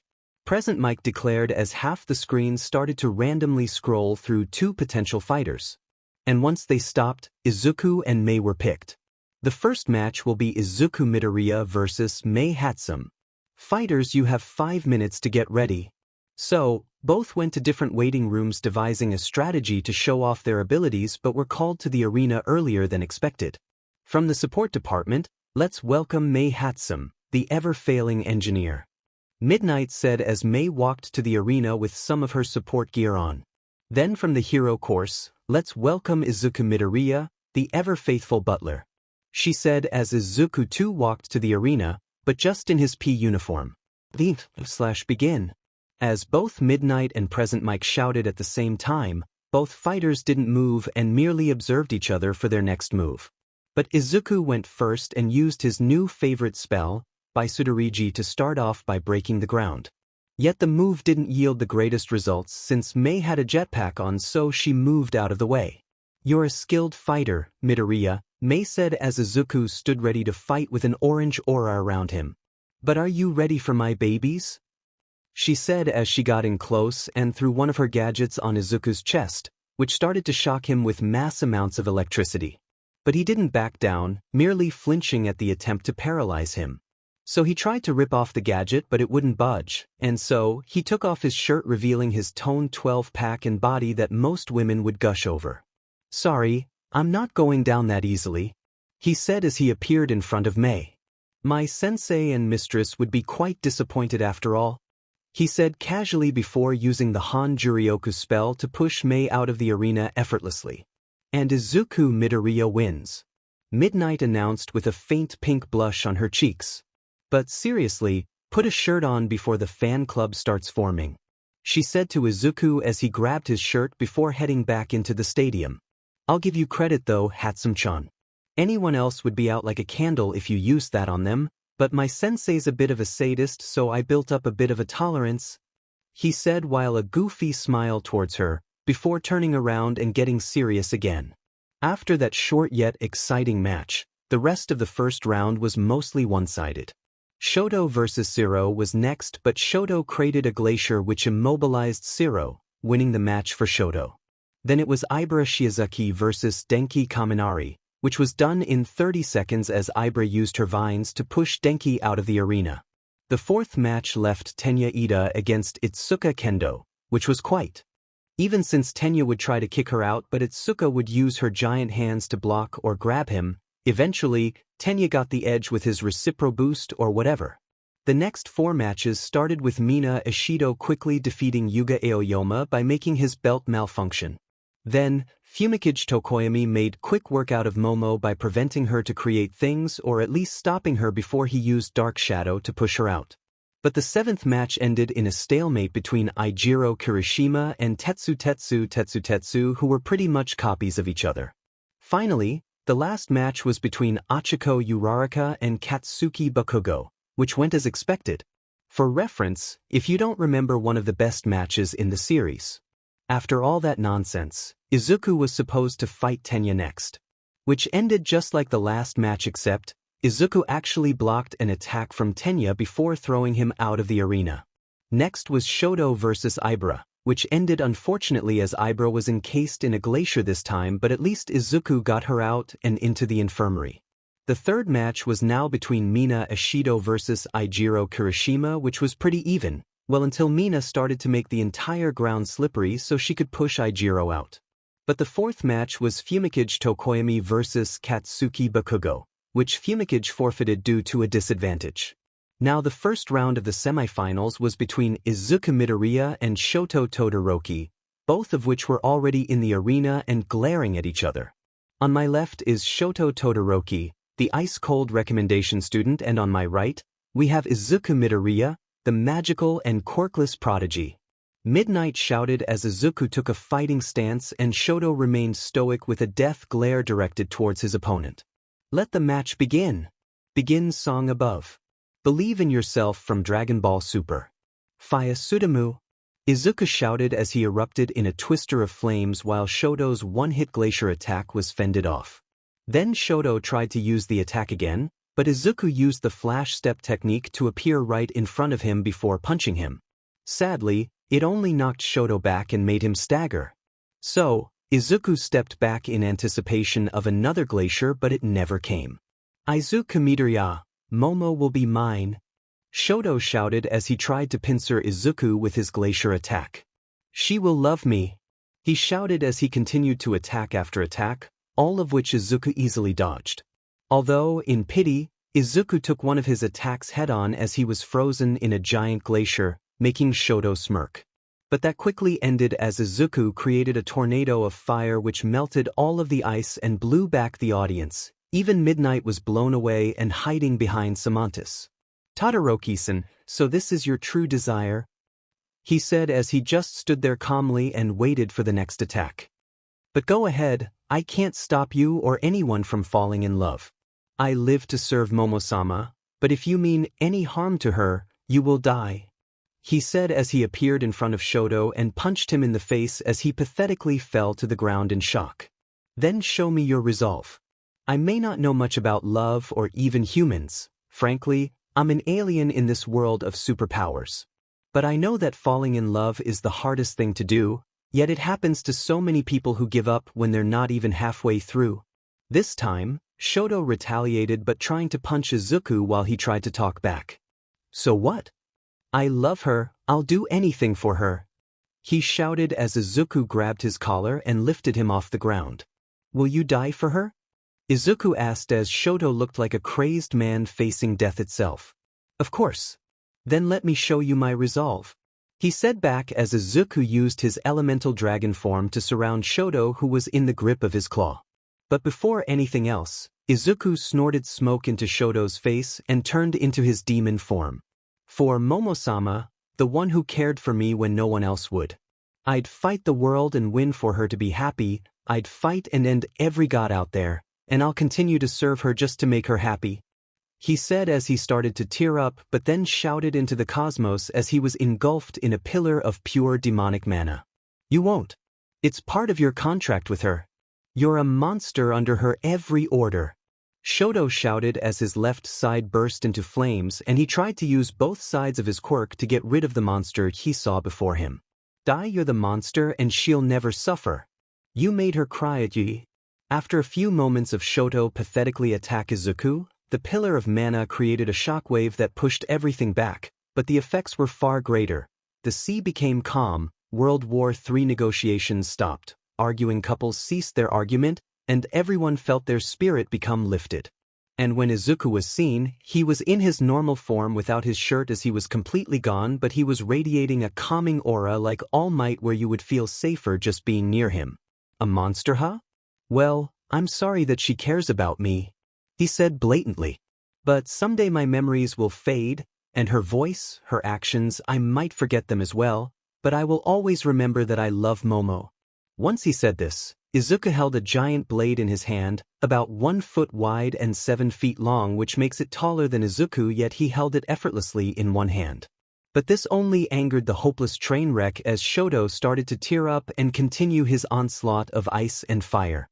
"She doesn't care about you. She's scared of your power like everyone else," he said as Izuku remained apathetic to his poor insults. "Then I'll give them a reason not to fear me. After all, I've protected her from some of the worst things imaginable and you people can't even see those monsters," he said as he lowered down and held his big-ass sword merely centimeter away from Shoto's face. "But I've protected her from people like you, so she has nothing to fear now." In what seemed like Shoto's last moments, Izuku, instead of chopping his head clean off, tapped the edge against his forehead as a single ripple of golden mana made him lose consciousness. But then Izuku's calming and soothing aura disappeared as he fell onto his knee, holding onto the previous spot of his sword which disappeared with his godly power. In an unexpected finish, Izuku Midoriya is the winner. Midnight announced as everyone cheered, but Momo jumped from the stands and into the arena, but before she was going to hit the ground, Izuku caught her bridal style while ignoring the pain in his body. "Hey princess, enjoy the show," he joked as Momo grabbed the back of his head and went in for the kiss. After Izuku's match with Shoto, the latter has been resting in the infirmary and hasn't woken up for a reason known only to Izuku and Daenerys. But Momo and Izuku have been watching the matches with the dragon hatchlings who have grown to the size of a tank within Daenerys' dimension, though no one complained since they seemed well-behaved and obedient. While they did this, the two watched the 3 matches from Tenya Ida fighting Ibara Shiozaki, Mina Ashido vs Eijiro Kirishima, and Katsuki Bakugo vs Fumikage Tokoyami. Tenya, Eijiro, and Katsuki won in the end, but Tenya had to leave so Eijiro and Katsuki had to fight next. But in the end, Eijiro was overpowered past the defensive capabilities of his quirk, so Katsuki ended up winning. Which leaves the last and final match to be Katsuki Bakugo vs Izuku Midoriya. "Izuku, do you think you'll win?" Momo asked as she next to Izuku with her head in the crook of his neck as he pulled her closer, but Katsuki was just announced as the winner of the last semi-final match. In response, Izuku held her tighter to reassure her. "I'll win, but I don't know how long he will drag the fight for," he answered with a look of worry that Momo spotted right away before she kissed him on the cheek. "You'll be fine, and whatever happens, I will always love you," she said sweetly before the two looked each other in the eyes, ready to kiss among many other things, but their moment was quickly stopped by an unlucky onlooker. "Save it for the bedroom," shouted Mina as Momo instinctively jumped into Izuku's arms and the two were blushing madly. Behind her was the rest of Class 1A's girls along with Fumikage, Denki, and Eijiro. "Come on, I want to see the finale," she shouted as Izuku let Momo onto her feet before jumping down to the arena, creating a small crater around him. "That's one way to get to the match," said Kyoka awkwardly as she looked at the arena, where Katsuki angrily walked to after Izuku landed. Though everyone was shocked at the sudden of the appearance of the boy. But instead of starting the match immediately, Mike decided to entertain the audience while they filed into the arena. On the left side, we have Katsuki Bakugo, the resident anger management reject and second-rate hero wannabe. He shouted as the crowd giggled and Katsuki looked like he was about to throw a fit. Then on the right side, we have Izuku Midoriya, the magic-using butler, living a life every man would want. He shouted again as Izuku chuckled along with the crowd but stopped as he closed his eyes and seemed to relax. "Let the battle begin!" Midnight shouted as Katsuki rushed towards his opponent, who stood there with his eyes closed. "Let's start the battle music. Ultimate Battle, Dragon Ball Super." As Katsuki was about to fire off a huge explosion in Izuku's face, time seemed to slow down for the latter as he opened his blood-red eyes. With time slowed down, he grabbed Katsuki's right arm before swinging him back towards the other side of the arena. Then time continued normally as everyone saw Izuku standing in the same spot with red eyes, almost demonic as he tried to suppress the demonic urge to end Katsuki for all he's done. While the blonde bully was getting off the ground with a death glare directed towards Izuku but was just stared back at apathetically, as Izuku looked like he was fearless and knew he was going to win. "Bastard. I'll win this fight," he said as he charged once again, but Izuku stood still to focus his demonic urges. Then as Katsuki got close, he went from charging to jumping over Izuku to blast him in the back, but Izuku was encased in a tornado of fire before anything could hurt him, which blew Katsuki to the ground and near the edge as Izuku turned around and used his hand to cut through the tornado to dispel it, making him look like some sort of god that brushed off an attack with ease. It seems Izuku hasn't taken a lick of damage from Katsuki's attacks, but refuses to fight back. Is there some kind of reason he isn't attacking? Mike commented as Katsuki ran around the arena and Izuku looked at his pathetic attempts to fight. "It's his demonic urges," answered Aizawa, who everyone forgot was in the commentator's box but listened on since the fight was taking a break so Katsuki could rest while Izuku let him have a chance. If he fights with those eyes active, his bloodlust may grow with a demon's urges. In his last confrontation, the form was suppressed by another power and before that, he fainted from exhaustion when Bakugo was on the brink of death. I may not know the details, but his plan is to control the demonic energy and not let it rule over him. Though everyone was surprised by Aizawa's explanation, the fight continued and Katsuki started to fly into the air with his explosions. "Damn it, he's going for a finisher?" thought Izuku, who stood there trying to concentrate on his demon mana. But Katsuki started to spin around, creating a twister of smoke and explosions heading right for our favorite protagonist. "You're dead." Katsuki shouted as his twister hit Izuku dead on, but suddenly he was blown back by a swirl of scarlet-red energy. And in its wake was Izuku in his demon form, seemingly unfazed by his attack. "Nice shot. Cracks neck, but maybe I should give you a taste of your own medicine," he said loud enough for everyone to hear before his gauntlets were engulfed in a crimson fire, but Izuku held an unwavering frown in distaste. "Though a hero shouldn't be wishing for anyone to die, but the demon in me doesn't really care," he said before appearing behind Katsuki and punching him into the ground, sliding a bit on the ground from the impact. "Oh." Izuku just erupted in power. "He's brought out his secret weapon," Mike announced as Katsuki got up with part of his pea jacket missing, revealing a burn where Izuku hit him. "It doesn't seem that Katsuki will be giving up yet," he shouted once again as Katsuki tried to grab Izuku, who stepped out of the way, making the former stumble a bit. Without any hesitation, Katsuki used his left arm to blast Izuku at point-blank range. "I'll end you," he shouted as the explosion engulfed Izuku and spread all the way to the wall of the stadium, but again he was unfazed after blowing away the smoke with one swipe of his hand. And in return, Izuku punched him in the gut, which made him fall over, out of breath. Yet, Izuku just stood there as his armor flickered before he returned to his normal form, on the ground and panting heavily. "I won't let the power control me. The bloodlust. All the rage." Izuku started before he was forced into his demon form again. "We'll end you, Katsuki Bakugo. You've caused me so much pain, I'll give it back all at once," he shouted as his eyes were glowing a demonic red before his armor was engulfed in flames. "Why you can't? Why you're Quirkless?" he shouted, fear evident in his voice as he seemed to be staring his death right in the face. But Izuku's hand was soon removed of the flames around it as black mana surrounded it instead, allowing Izuku to punch Katsuki out of the arena and into the wall, creating a crater that Katsuki seemed to be stuck in. And the winner is Rhea Agig.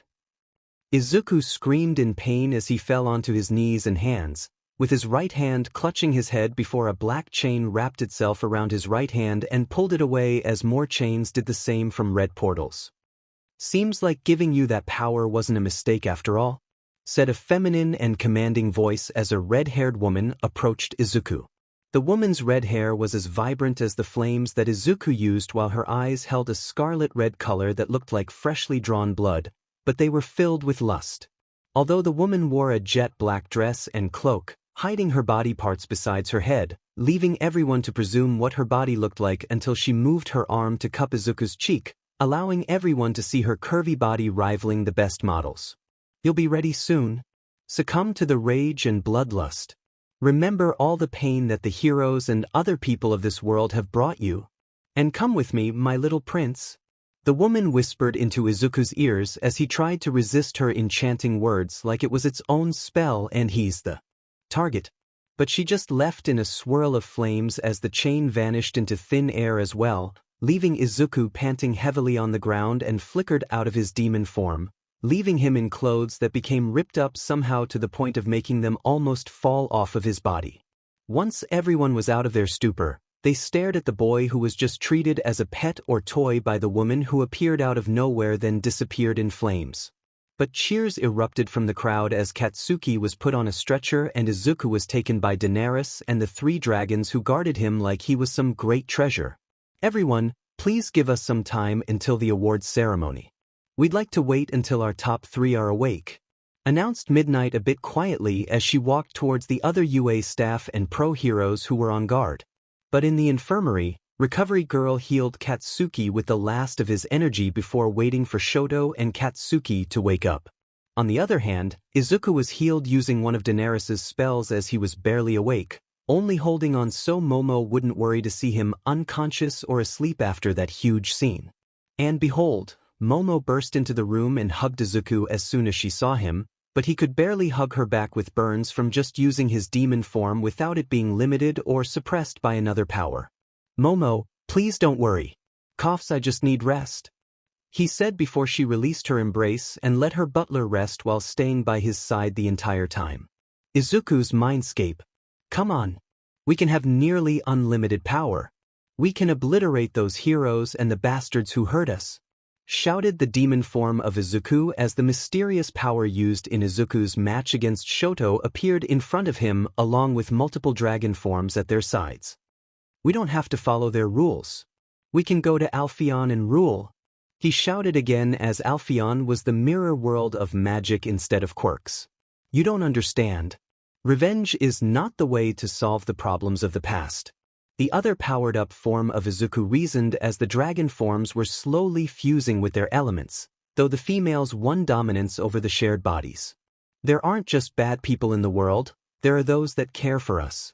Momo cares for us, he said as he brought out the Buster Blade look-alike and rested it on his shoulder. Fine, just spare her. No, we need to get our revenge, he said as the red-headed woman appeared by his side, invading Izuku's mindscape as the dragons took the other Izuku's side. We can rule the world together, Izuku, she tempted as she wrapped her hands around the demon Izuku. Letting holy mana invade this wonderful body, it disgusts me, she said as an angel invaded the mindscape as well and she wrapped her arms around the other Izuku. Overall, the angel was beautiful with her silky blonde hair and sky-blue eyes, but she wore a chiton reminiscent of women in ancient Greece. Though her body would rival the demon woman's own body, her angel wings just gave off a sense of grace and beauty. Then let's see what happens next, the angel cheerily said as she winked at the demon woman before everything disappeared within the mindscape, including the forms residing in it. Reality. Once Izuku woke up, he saw that Katsuki and Shoto were both awake as well before they were led back to the stadium by Midnight, who told them to stand on a podium. Now we have our winners here.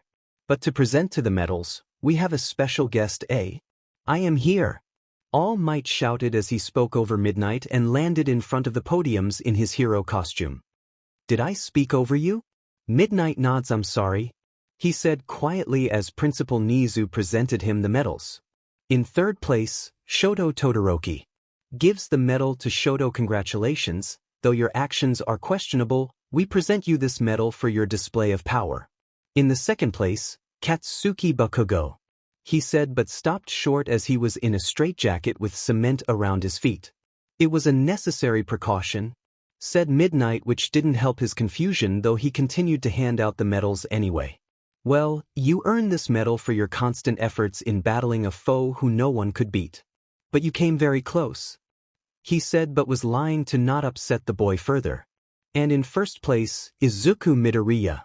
For your great display of power and helping to resolve a conflict with your opponent, you've earned this medal, he shouted as he placed the first place medal on Izuku's neck, but that was short-lived as a purple mist formed once again, just behind the three winners who were still tired from their previous battles. The purple mist opened up to reveal three overly muscular beings, one similar to the one at USJ, another with tan skin and wings, and the last one on all fours with gray skin and a snout instead of the beak the other two had. But, in reaction, Izuku used some of his mana to fly towards Momo as All Might tried to grab the mist villain by his collar. Though it disappeared before he could reach it, so Yue blasted their alarms as the muscular creatures known as Nomu went after Izuku and All Might, the former having the tan and gray one after him.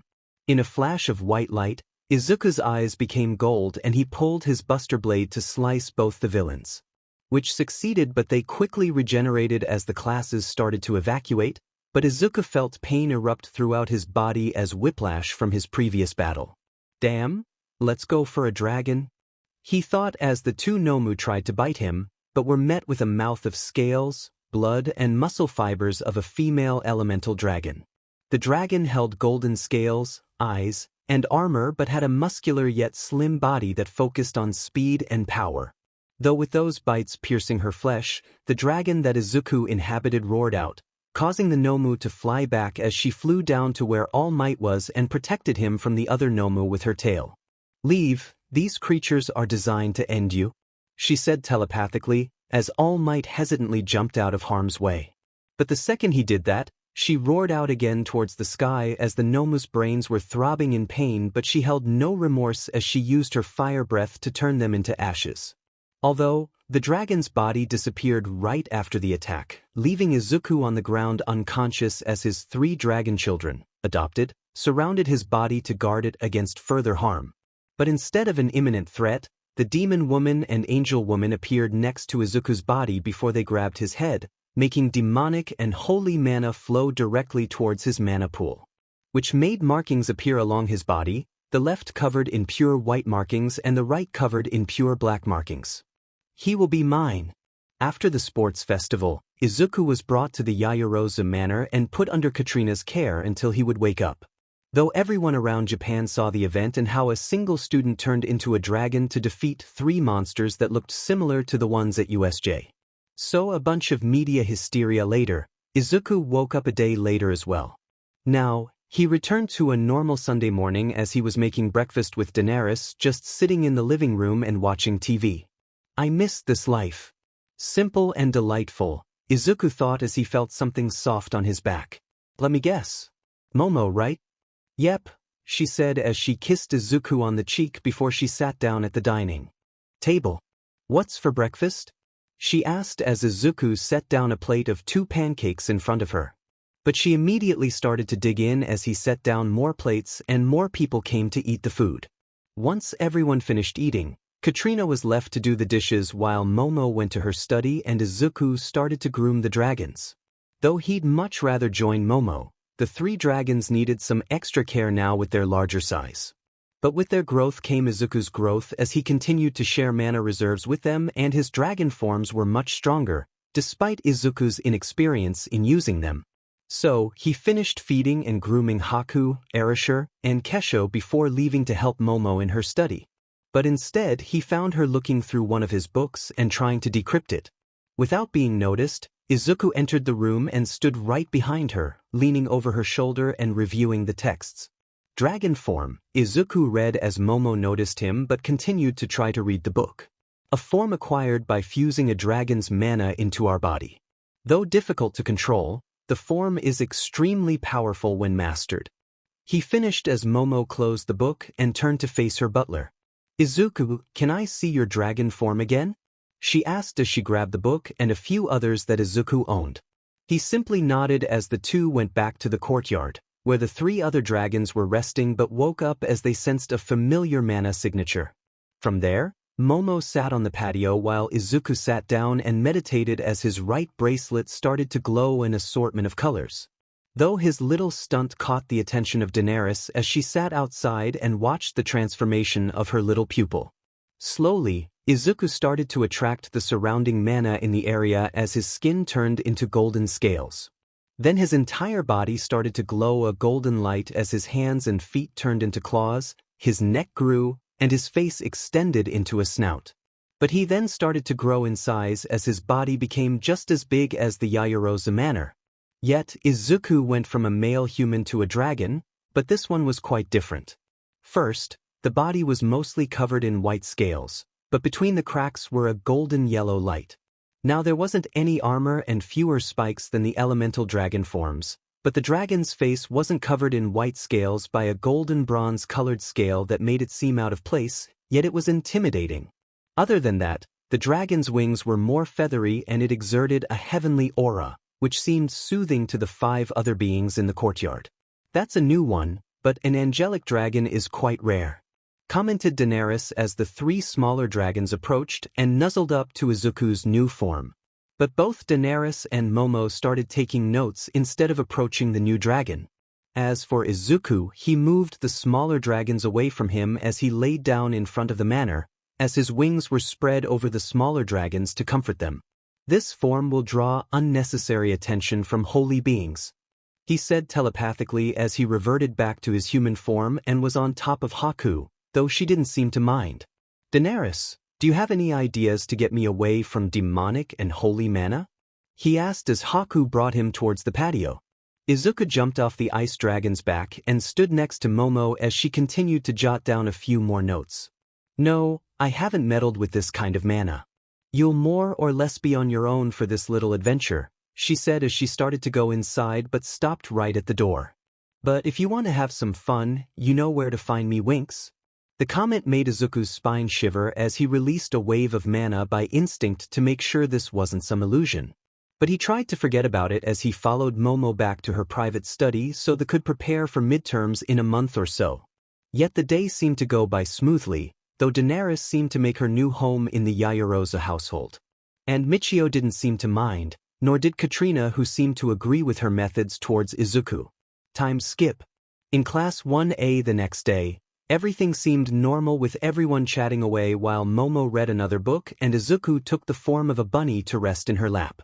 It was quite an adorable sight, but as Aizawa came into the class, she put her book away and started to pet Izuku, though very few people knew what she was doing. Now that the festival is over, you all will decide which hero agency you'll be interning at. You have until the end of the week to decide, but some heroes have sent requests based on your performance, he said as the board displayed a bar graph of how many requests everyone got. At the top of the list was Shoto, then Katsuki, Izuku, and so on. But everyone was handed a list of the recommendations they got, and Izuku, sadly, had to go back to his human form as he looked at the list he was given. On his list were many requests from small agencies that varied from rescue specialists to the basic agencies. Yet on request caught his attention out of all of them. The Dragoon hero Ryukyu. Alright, that's where I'm going, he said as he filled out his internship form and left it on his desk as he went back into his bunny form to sit of Momo's lap. Instead, Momo handed him over to Achiko, who had already decided on her agency, but he sat on top of her head most of the time. I can get used to this, he thought as he relaxed his bunny body on Achiko's head. As for Momo, she took some time to decide on what she would be doing, though she eventually decided on interning for Iwabami, since she was one of the more popular heroes with her own modeling agency. Hopefully I can learn something, she thought as she took back Izuku into her lap and pet him for the rest of the day. Time skip. The week after, all of Class 1A set off to whatever agency they applied to, most of which had to set off on the train if their internship. As for the main love interest, Momo Yaoyorozu, she is currently at her internship for Iwabami where she met the celebrity and an orange-haired girl in Class 1B named Itsuka Kendo. But now they're going to be in a commercial and not do any hero work throughout the week. Back to Izuku, he is currently on a train to Ryukyu's agency with Tenya Ida also across from him. I'm sorry for your brother, Ida-kun, Izuku said to break the silence within the train. It's alright, Midoriya-kun. We have to focus on our internships now. He replied stoically, but Izuku knew he wasn't over it. The demon within him was feeding off his hatred, but it is still dormant after releasing so much energy at the sports festival. Before their conversation could continue, the train arrived at Hosu City where both Izuku and Tenya split up to go to their respective hero agencies. And 10 minutes later, Izuku found himself in front of Ryukyu's agency, which was extremely shiny to the point where the dragon part of him was starting to come out. Guess her quirk makes her more like a dragon in nature too? He thought before entering the building. Even inside was clean and shiny, but he could already see a few heroes fighting over who should be on patrol next. Then the number 9 hero, Ryukyu, walked up and talked some sense into them that they could both be on patrol. So the two sidekicks left the building to go on patrol as Izuku stood there in his uniform and his 2 bracelets on, one for the dragon forms and the other to contact Daenerys. You must be Izuku. Midoriya, it's nice to meet you, said Ryukyu as Izuku was somewhat startled, but walked over to her nonetheless. Same here, but thank you for offering me an internship, he said as he bowed slightly and then stopped to see Ryukyu was smiling slightly. She put her hand on his shoulder as she noticed he was only in his uniform and didn't seem to have anything with him. You deserved it, but I was informed that UA students would have their hero suits with them, she asked as a few of her sidekicks noticed the bush-haired student. Instead of the conventional response, Izuku started to chant a spell as a spell circle appeared at his feet and rose to create Izuku's costume around him. Is that better? He asked as a few sidekicks were impressed with the parlor trick. One of your spells, I see, she commented as if she wasn't at all bothered by the quick change. Well, let's go on patrol and see your dragon form in some action, she said as she left the agency with Izuku walking shortly behind her, but a bit away just in case. He's loyal to Momo after all. As you may recall, Ryukyu and Izuku went to patrol Hosu City after their brief encounter at the former's agency.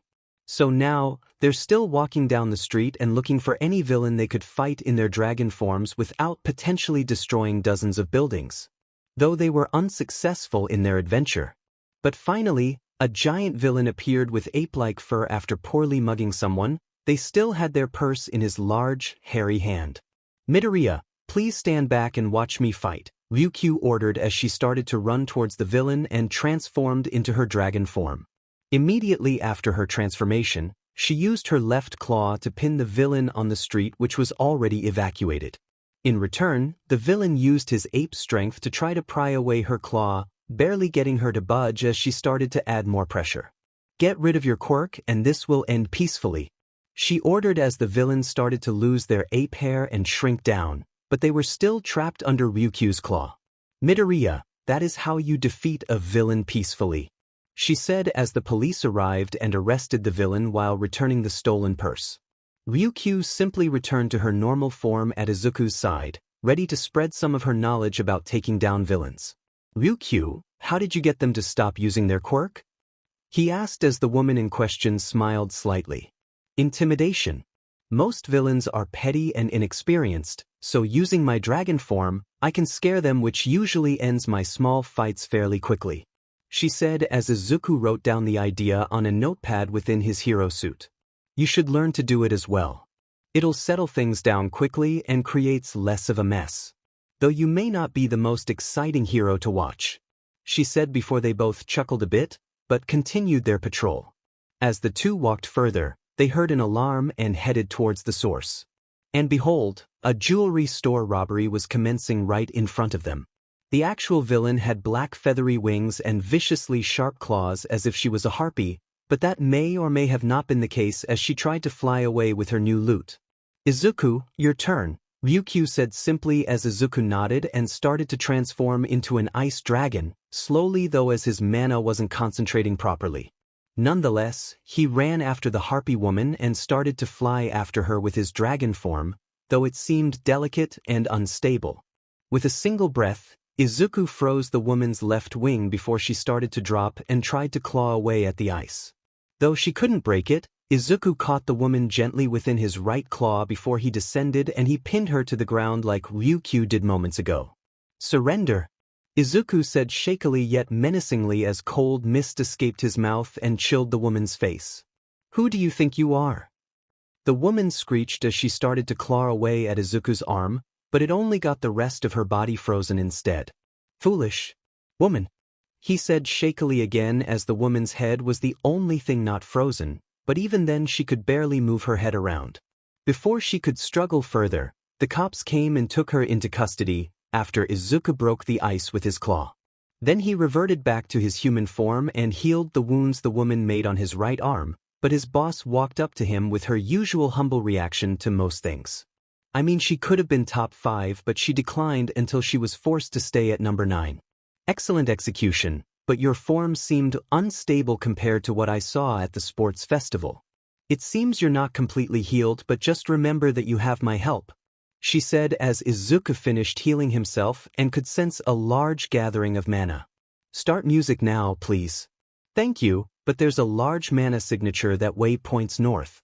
Do you mind if I head over there? He asked as Ryukyu looked that direction to see a small mass of mist high in the sky. No, I'll follow your lead. You seem more experienced with this magic stuff anyways, she said as the two took on their dragon forms and flew towards the rift. In a matter of seconds, Ryukyu's pink dragon form and Izuku's storm dragon form arrived at the rift, which was taking in mana from its surroundings at an alarming rate.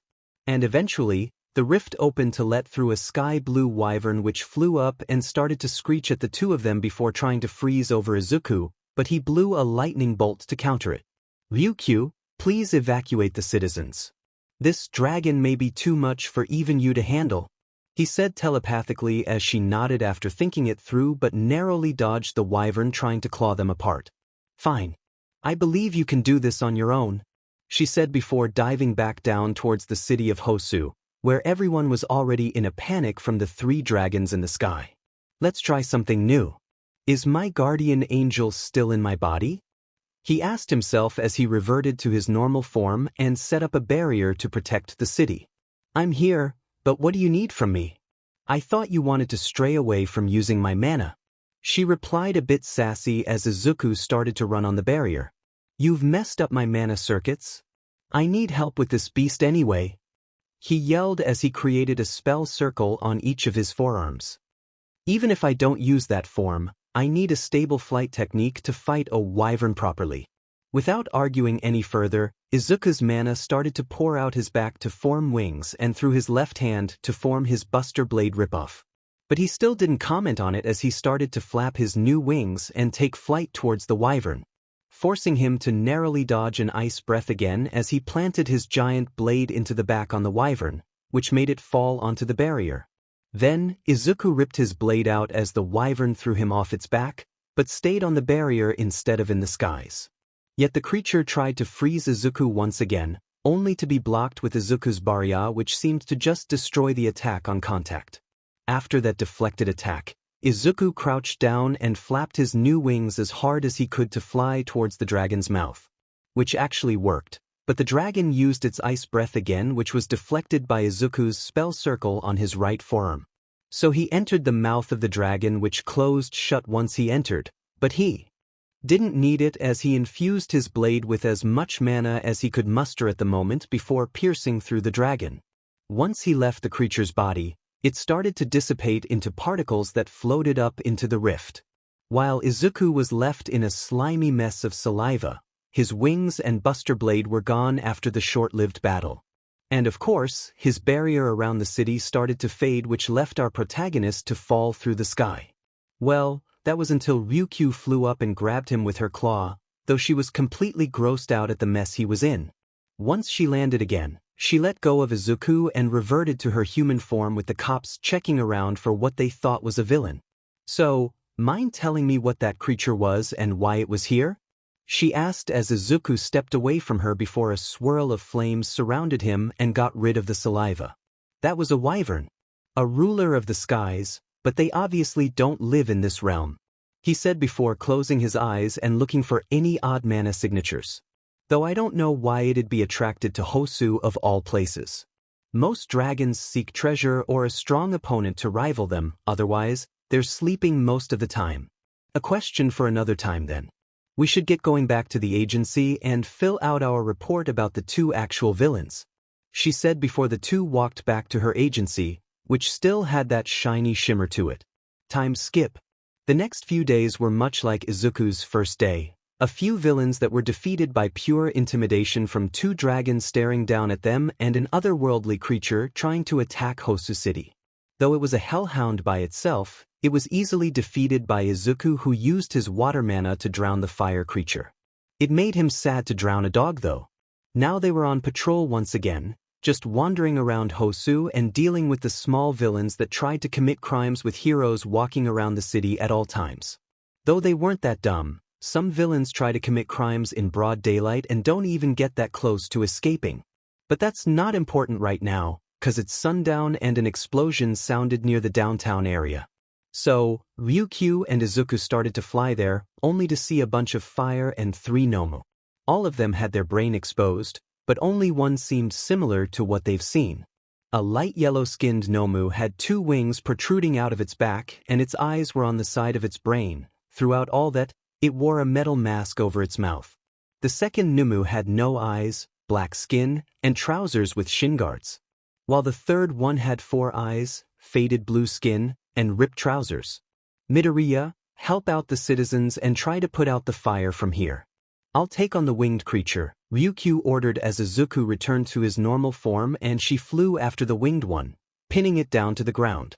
Okay, just gotta get rid of this fire. Ryukyu wouldn't give me this task if she didn't think I could do it, he thought to himself as he made a spell circle and made a barrier appear over Hosu once again. Using this barrier, he prepared his next spell to put out the fire.